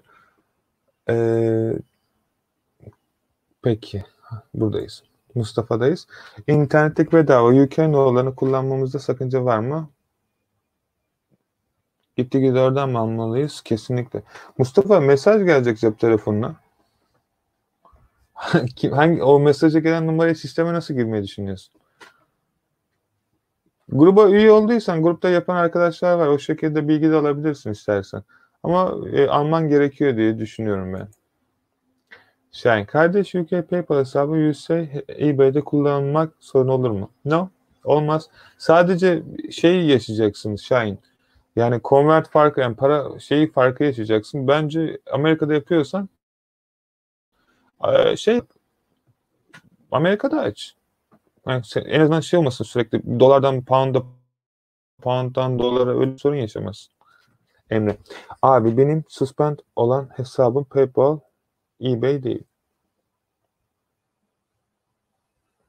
PayPal'dan şey yapsana, PayPal'la iletişime geçsene. Senden evrak bilgileri isteyeceklerdir. O evrak bilgilerini verdiğinde açacaklardır Emre. Hala da açmıyorlarsa bir başkasının, aileden yakın birisinin üzerine PayPal açmanı öneririm. Ancak bu şekilde yapabilirsin. Eğer hiçbir şekilde seni kabul etmiyorlarsa. Peki Mustafa, son olarak hesap ürün limitimi arttırım için telefonda konuşmamız mı gerekiyor? Başka yolu var mı? Yok, otomatik olarak yapabiliyorsun. Yani bakalım ama şimdi şey bilgileri çıkacak. Neyse şu an çünkü çalışmam yapıyordum. Aşağıda Seller Hub bölümüne girdiğin zaman en aşağı benim o videoyu izlersen bak en mantıklısı böyle olacak Mustafa. Çünkü en aşağı kısımda Seller Hub'da şey var. Limit arttırmayı nasıl yapıldığını gösteriyorum. YouTube'a eBay Dropshipping Akın Yılmaz yazın arkadaşlar. Çıkan o 1 saatlik bir video olması gerekiyor. Onu izleyin. Orada hepsinin nasıl yapıldığını gösteriyorum. Onları adım adım takip ederseniz hepsini yapmış olursunuz. Telefonla görüşmenize gerekmiyor. Ama şu anki yaşadığımız olandan dolayı gerekmiyor. Ama normalde arayıp soruyorsunuz. Mehmet Karakaya. Abi neredesin be? 3 gündür seni bekliyorum. Selam Mehmet. Evet dediğim gibi Mehmet bayağı büyük, inanılmaz derecede takım olarak yoğun çalışıyoruz bu aralar. Açık konuşmak gerekirse sizi daha iyi şeyler sunabilmek için bazen bir sistem kuruyorum, öyle söyleyeyim. O yüzden fazla şey yapamadım. Gelemedim. Kusura bakmayın arkadaşlar. Benim de arka tarafta çalıştırdığım bir takımım var. Ayrıca müşterilerim var fazlasıyla. Ayrıca de bunun dışında kendi inşa ettiğim başka bir şey var. Bunlar zaman ayırarak öyle biraz şey yapamadım, ilgilenemedim. Kusura bakmayın. Rutkay. Selamlar Akın abi. İlk ürünü evden kitap olarak yükledim. Birkaç gün sonra Amazon'a ürünü ekledim. Reklam seçeneğim yok. Ürün koyarken sadece ürün görüntüleme 4 sebebi ne olabilir? Şimdi Rutkay şöyle bir şey var. Öncelikli olarak yeni hesapta olduğun için reklam seçeneği çıkmayacak. Çünkü şey değilsin. Dükkanın yok. Bu yüzden reklam seçeneğin çıkmaz. Eğer dükkan açarsan reklam seçeneğin çıkacaktır. Koyduğun ürün internette çok aranmıyordur ve yeni hesap olduğun için eBay seni hemen üste çıkarmayacaktır. Biraz beklemeni öneririm. 3-4 gün sonra hala da aynıysa yeni bir ürün koymanı öneririm. Böylelikle satışlarını hızlandırabilirsin. Urtkay'cığım. İsim soyisim. VeroChecker diye bir ürün kullanıyorum ben. De açıkçası ne olur ne olmaz diye 4 TL gibi bir para veriyorum. Hayır. Süper. Zaten o Hasselblad kullandığı Google Extension şey olarak yani Hasselblad kullanıyorsan ona kullanmana gerek yok. Zaten aynı program var içerisinde. Ama tercih senin. Tabii ki kullanabilirsin. Semih. Hayır, ben politikaları ürün yüklemeden yapmıştım. Grupta bununla ilgili video atıldı. Süper. Yapabildiyseniz gruba girin. Grupta Semih arkadaşımız çok zaten paylaşımda yardımcı da oluyor. Lütfen Semih'e de şey yapın. Semih yaptıysa herkes yapıyor. O zaman Semih'e buradan alkış gönderiyoruz. Süpersin Semih. Böyle güzel şeylerinizi grupta paylaşın arkadaşlar. Satış yapıyorsanız satışlarınızı paylaşın. Güzel haberler oldu. Yani sırf Vero oldu, şu oldu gibilerinden değil. İyi şeylerinizi de paylaşın. Motive olsun. Satışlarınızı paylaşın. Ekran kayıtlarınızı paylaşın. Ki herkesin yapabildiğini insanlar görsün ve diğer insanlara da siz ışık olun. Ve böylelikle zaten kazanıyorsunuz. Hem hayatta hem işinizde arkadaşlar. Teşekkür ederim abi. Home Depot'tan umarım doğru yazdım. Yanlış yazdın ama önemli değil. Önemli olan senin oradan para kazanman. Yunus. Abi merhaba, nasılsın? Bir sorun var. Shopify için ürün bulma yollarında bahseder misin? Teşekkür ederim. Çok basit.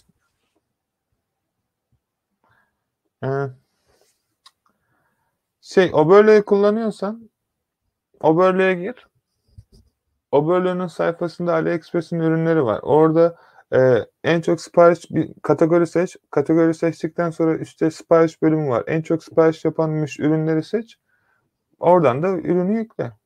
Ya aslında işin arka tarafında arkadaşlar Shopify gerçekten şey gibi hani e, yani bunu gerçekten böyle bir göstermem gerekiyor. Bayağı bir sürer o da. Ama hani en basit öyle ürün bulabilirsin. Ya da şöyle bir öneri yapabilirim. En azından bilgin olsun. Şeye gir. Wish.com'a gir.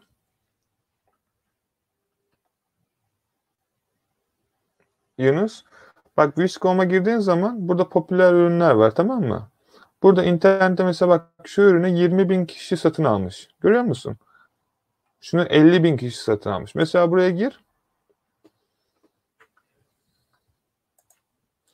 Eğer açabilirsen biraz bugün internette o kadar çok program çalışıyor ki şu an arkada haliyle biraz geç çalışıyor. Bu ürünü bak burada şey kısmı var. AliExpress'te bu extension. Burada tıkla AliExpress'te bul bunu. Yani sonuçta kaç bin kişi almış? 50.000 kişi almış. Evet, buradan aynı ürünü AliExpress'teki siparişlerine mesela bu ürün şu fiyata basarsam bum AliExpress açacak beni. Ya buradan bilgi al. Anlatmak istediğim aslında mantık buydu.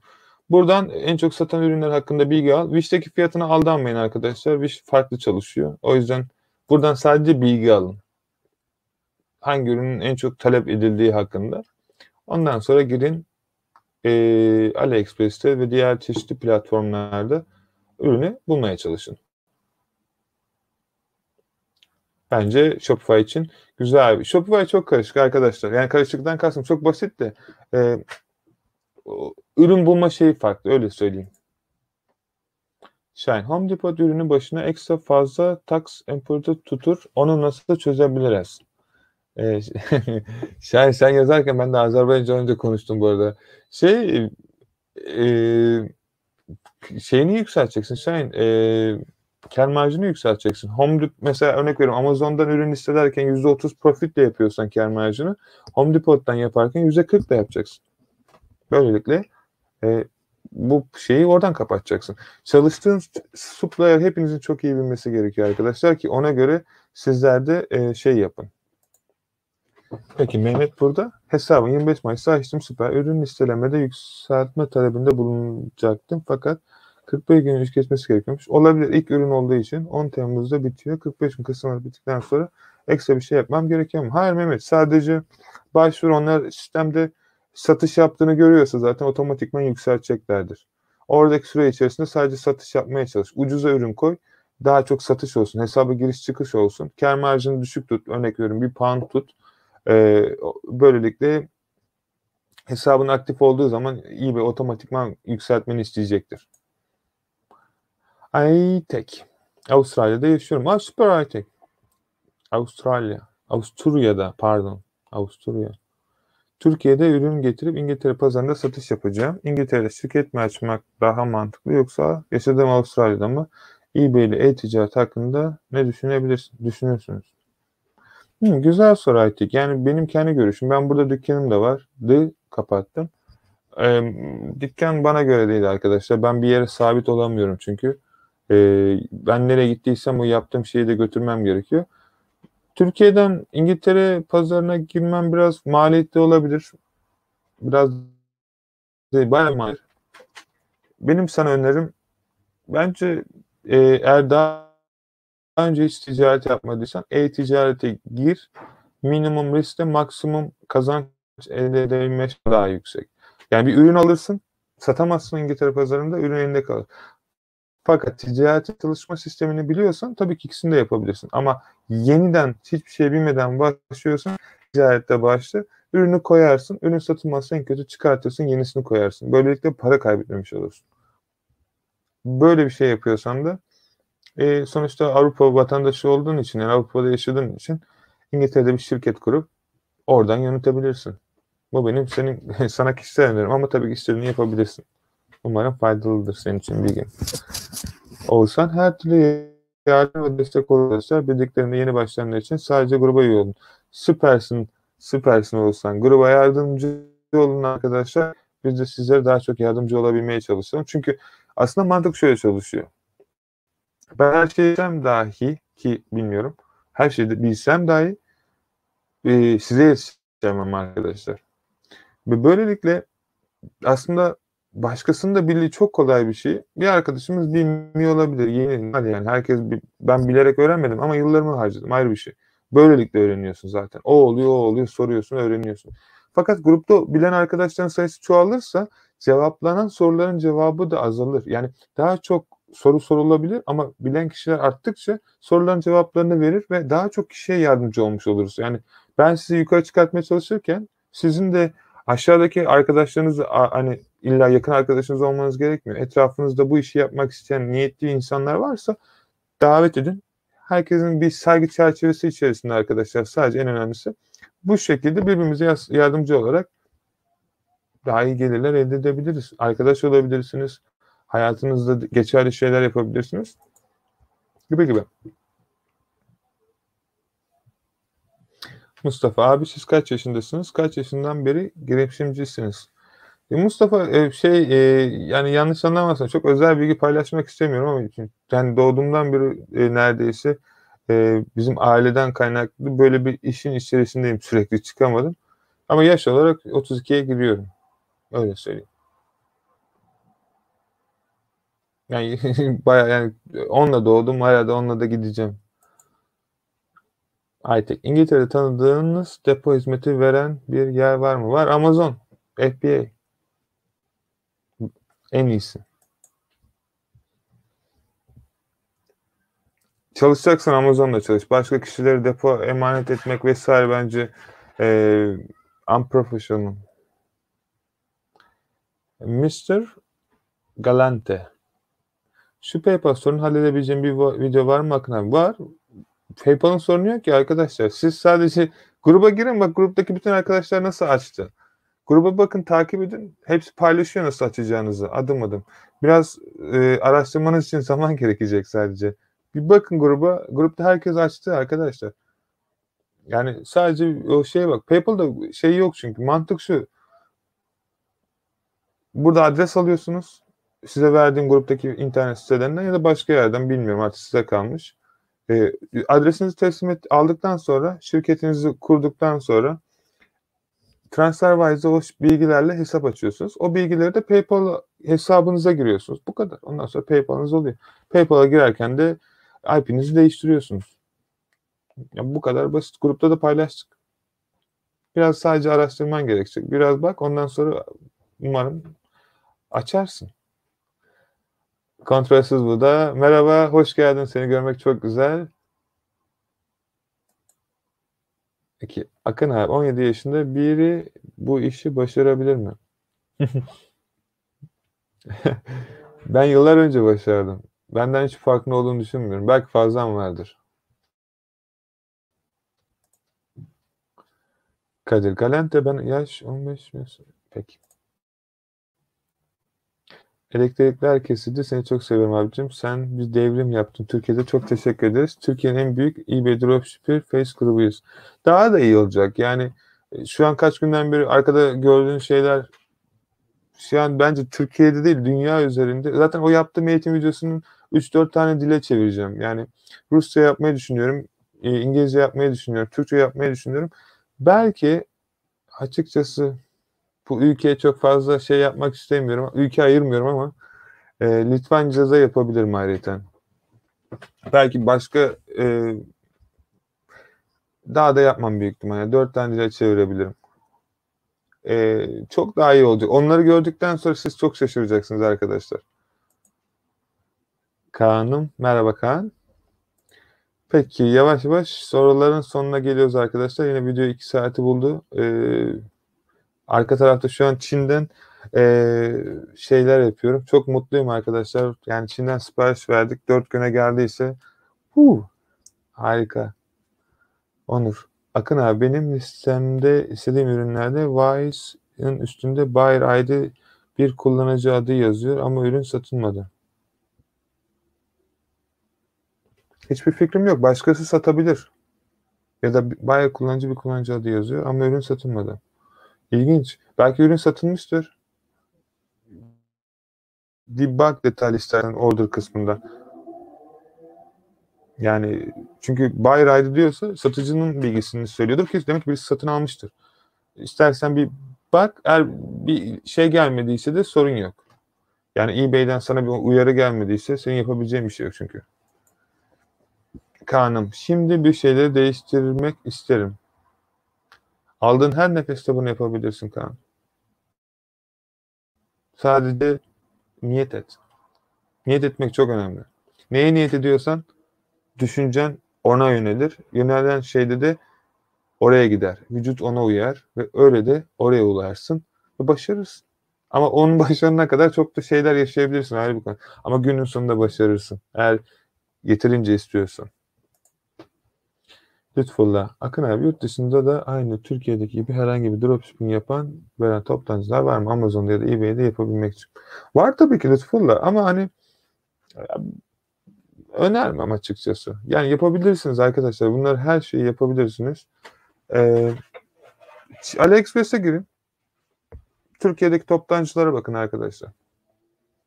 Nereden gönderim yeri var yukarıda. Oraya Türkiye seçin. Türkiye'de hep Beyazıt'ta Tahtakule o kağıt o bizim o şey taraflarında Beyazıt taraflarındaki bütün toptancılar AliExpress'te de satıyor. Yani onlardan bile ürünü bulabilirsiniz. Yani direkt gidip onların yanına. İşin arka tarafında şey arkadaşlar ben yıllardan beri en azından Litvanya'da yaşadığım zamanlarda Beyazıt, Kağıthane, oralardan dünya mal aldım. Yani çok uyguna fiyat satıyorlar. Sizler de oradan da alıp alabilir. Ama burada para yatırıyorsunuz. Ayrı bir şey bu. Benimki orada dükkanlar vardı o yüzden. O farklı bir şey. Coşkuner. US dolar eBay'de aylık maksimum satış $500'mış. Doğru mu? Evet. İlk başta öyle. Yeni açılan hesaplar için konuşuyoruz. $500 mı bilmiyorum ama bir limiti var, onu biliyorum. Sizin eBay'de de var, UK'de de var. £1000 galiba. Ama İngiltere marketi daha iyi ona şey olarak. Amerika marketi biraz katı şey konusunda ama eBay hesap şey konusunda daha UK daha esnek. Söyleyemedim. Kaan'ım bu aralar diyorlar ki Amazon'da dropshipping yapmak riskli. Doğru mu? Amazon'da dropshipping yapmıyorum. Benim Amazon'da ürünlerim var. Oradan satılıyor. Ben Amazon'da dropshipping yapmanın mantığını da açıkçası çok da anlamıyorum. Yapılabilir ama arkadaşlar Amazon tough bir platform. Yani orada o kadar zıplayamazsınız. Esnek olamazsınız. Bu yaptığınız şeyi de yapabilirsiniz. Tabii ki Walmart'tan bulursunuz. Home Depot'tan bulursunuz. AliExpress'ten bulursunuz. Ama Amazon'dan yapacaksınız. Ben size önerim. Paranız varsa FBA yapın. Yoksa deneyin ama çok iyi bilmeniz gerekiyor arkadaşlar. Çünkü Amazon şey yapıyor. İşin arka tarafını gerçekten iyi bilmeniz, kurallarını çok iyi bilmeniz gerekiyor. Çünkü Amazon öyle bir şey yakalarsa direkt hesabınızı. eBay biraz daha esnek, yani onu anlatmaya çalışıyorum. Shopify böyle. Hani adım adım. O yüzden başlangıç olarak ben sizin yerinizde olsam, ben eBay ile başlamadım. Ben Amazon'la başladım bu arada ama açık konuşmak gerekirse eBay daha esnek. Güven burada. Merhaba, hoş geldin Güven. Hesap suspend olur hemen. Yani depends. Mustafa, arkadaşlar yeter bence Akın abi bayağı yorduk. Zaten bir haftadan beri siteyi kurmakla uğraştığım için bilgisayarda yatıp kalkıyorum gerçekten. Sabah gözümü açtığımda program hala çalışıyor. O yüzden bayağı bir şey yapamadım. Evet. Mustafa'nın güzel sözüyle o zaman sizlere arkadaşlar kapatmadan önce söylemek istediklerim var. Benim için çok önemli olduğunu düşündüğüm. Arkadaşlar ne yapıyorsunuz yapın hayatta. İster dropshipping yapın, ister e-ticaret yapın, ister kripto para satın, ister forex yapın, ister Amazon yapın, eBay yapın, Shopify yapın, ne yaparsanız yapın. Sevdiğiniz şeyi yapın. Sevdiğiniz şeyden kastım nedir? Sevdiğiniz şeyden kastım arkadaşlar inandığınız şey. Yani para kazanmasınız bile neyi yapmak istediğinizi bulun. Bu benim için, ben yıllardan beri arkadaşlar araştırmayı, analizi ve satışı, teknolojiyi çok seven birisiyim. Yıllardan beri, yani çocukluğumdan beri yaptığım şey. Ve işin arka tarafında hani çocukluğumdan beri elime ne alırsam çalabiliyorum. Müzik konusunda yetenekliyim. Hani bende bir şey var arkadaşlar. Araştırmacı bir yetenek var ve bu işi odaklı yapıyorum. Çünkü çok hoşuma gidiyor. Bu benim kendi tercihim. Benim bu kadar başarıya ulaşmam, çok iyi cirolar yapmam. Ben bugün işin arka tarafında ne kadar para kazandım gerçekten bilmiyorum. Yani çok para, öyle uçuk milyonlar kazanmıyorum şu an ama takip etmiyorum. Çünkü arkadaşlar belli bir süreden sonra o şeyi takip etmiyorsunuz. Çünkü başarıya ulaşınca işin arka tarafında kalıyor. Siz sistemi kuruyorsunuz, çok iyi gelirler. Muhasebeciler var, yıllık vergisini ödüyoruz, şeyler yapıyor. Şirket büyüyor. Bu benim için en önemli şey ki şirket benim için kendi çocuğum gibi. Çünkü onun büyümesi size daha çok hizmet verebilmeyi, daha çok insana hizmet verebilmeyi sağlıyor. Hedefimiz ve amaçlarımız var. Bir vizyonumuz var. Benim kendi ve şirketin. Ve daha iyi gidebilmesi için vizyonunu ve misyonunu elimden geldiğince çalışıyorum. Sizin de aynısı olması gerekiyor. Ben dropshipping konusunda gerçekten yapabileceğinize inanıyorum. Gerçekten benim yaptığım en basit iş modellerinden bir tanesi. Çünkü benim arka tarafta yaptığım şeyler gerçekten bu. Kendinize inanın. Yapabileceğinizi bilin. Kurs satın almak istiyorsanız satın alın. Hiç sorun değil. Fakat tekrar söylüyorum arkadaşlar. İşin mantığını anlamadan izlediğiniz kursun sonunda aynada yüzünüze bakın. İsterseniz 1 pound verin, isterseniz 1000 pound. Mantığını anlamadığınız sürece karşınızdaki kişi çok akıllı olabilir ama siz onun anlattığını anlayamazsınız. Ve suçu o kişide ararsınız. O yüzden işin mantığını anlayın. Benim gösterdiğim videolar var. İsterseniz hepsini izleyin, isterseniz tercih sizin. Araştırın. Benim yapabildiğim bir şeyi sizin yapmamanız için bir sebep göremiyorum. Yapacaksınız diye bir şeyin de sözünü ve garantisini vermiyorum. Sizin çünkü ne kadar istediğinizi bilmiyorum. Ben her şeyden çok istiyorum ve daha iyi gitmesi için sizlere de göstererek çalışıyorum. Aynısını sizin de yapmanız gerekiyor. Bu çok önemli ve işin arka tarafında arkadaşlar artık lütfen işin kara tarafını, yok suspend oldum, yok hepsinin çözümü var arkadaşlar. Hepsinin çözümü var. Detaylı şekilde bilgisini aktaramıyorum. Çok üzülerek söylüyorum. Fakat her şeyin çözümü var. Araştırırsanız bulacağınıza inanıyorum. Bu bence sizin için yeterli bir cevap olmalı. Ve her zaman pozitif olun. Başarılı şeyleri takip edin. İşin arka tarafında her zaman kötü şeyler olabilir. Zorluklar çıkabilir. Arkadaşlar bunlar sadece bir basamak ki daha iyiye gidebilmeniz için. Hayatta her zaman çıkacak karşınıza. Bunu normal dükkan da açsanız, şirket de açsanız, başka şeyler de yapsanız çıkacak.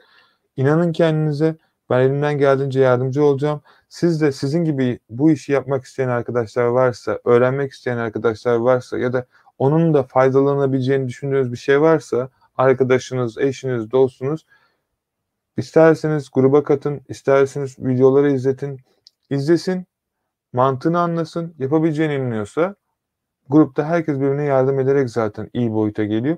Sizler de bu şekilde aşağıdaki kişileri çekin ki hepimiz daha yukarıya çıkalım.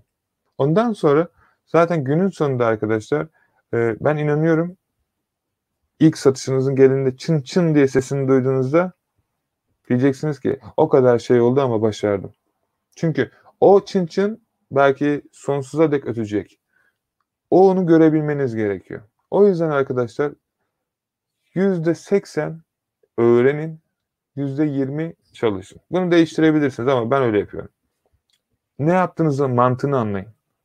Ondan sonra kursu izlerken böyle yapacaksınız. Bu, bunu biliyorum zaten. Bunu da biliyorum. Ama sıfır bilgiyle kursu izleyeceksiniz. Tabii ki sonuçta bu şey. Madem kurs istiyorsunuz arkadaşlar, son olarak son cümlemle çok kaliteli olduğunu söyleyemem. Ben sadece merak ettiğimden dolayı birkaç şey gösterdim. İnternet üzerinde YouTube'daki daha detaylı ama kurs almak istiyorsunuz arkadaşlar, aşağı yukarı kursun nasıl olduğunu öğrenmek istiyorsunuz para vermeden en azından. Benim aşağıda Udemy'de kursum var. Çok iyi olduğunu ben de şey yapmıyorum. Yani sadece çok basit şeyleri anlatıyorum orada. Çünkü amacım para kazanmak olmadığı için sadece nasıl oluyor platform onu merak etmiştim. Ama yine ücretsiz bir bilgi. Bence sıkılabilirseniz kapatabilirsiniz. Sorun yok. Ben bile bazen şey yapıyorum. Çok böyle mayık konuşmuşum orada. Akşam gece 2'de yaptığım için sessiz. O Udemy'deki kursu ücretsiz olarak izleyebilirsiniz mesela. Kurslar öyle. Para verirsiniz de aşağı yukarı öyle oluyor. Ya da YouTube'daki şeyden ücretsiz olarak izleyebilirsiniz. Hepinizi çok seviyorum. Mutlu olun. Gerçekten inandığınız şeyi her gün kağıda yazın ve günün sonunda olduğu için her zaman minnettar olun. Kim olduğunuz önemli değil. İsterseniz kendinize, isterseniz başkasınıza. Kendinize inanın. Benim yapabildiğim şeyi sizin yapmamanız için hiçbir sebep göremiyorum. İstek ve azim dışında. Hepinizi seviyorum. Tekrar görüşmek dileğiyle arkadaşlar. Umarım en yakın zamanlarda. Hepinize iyi akşamlar.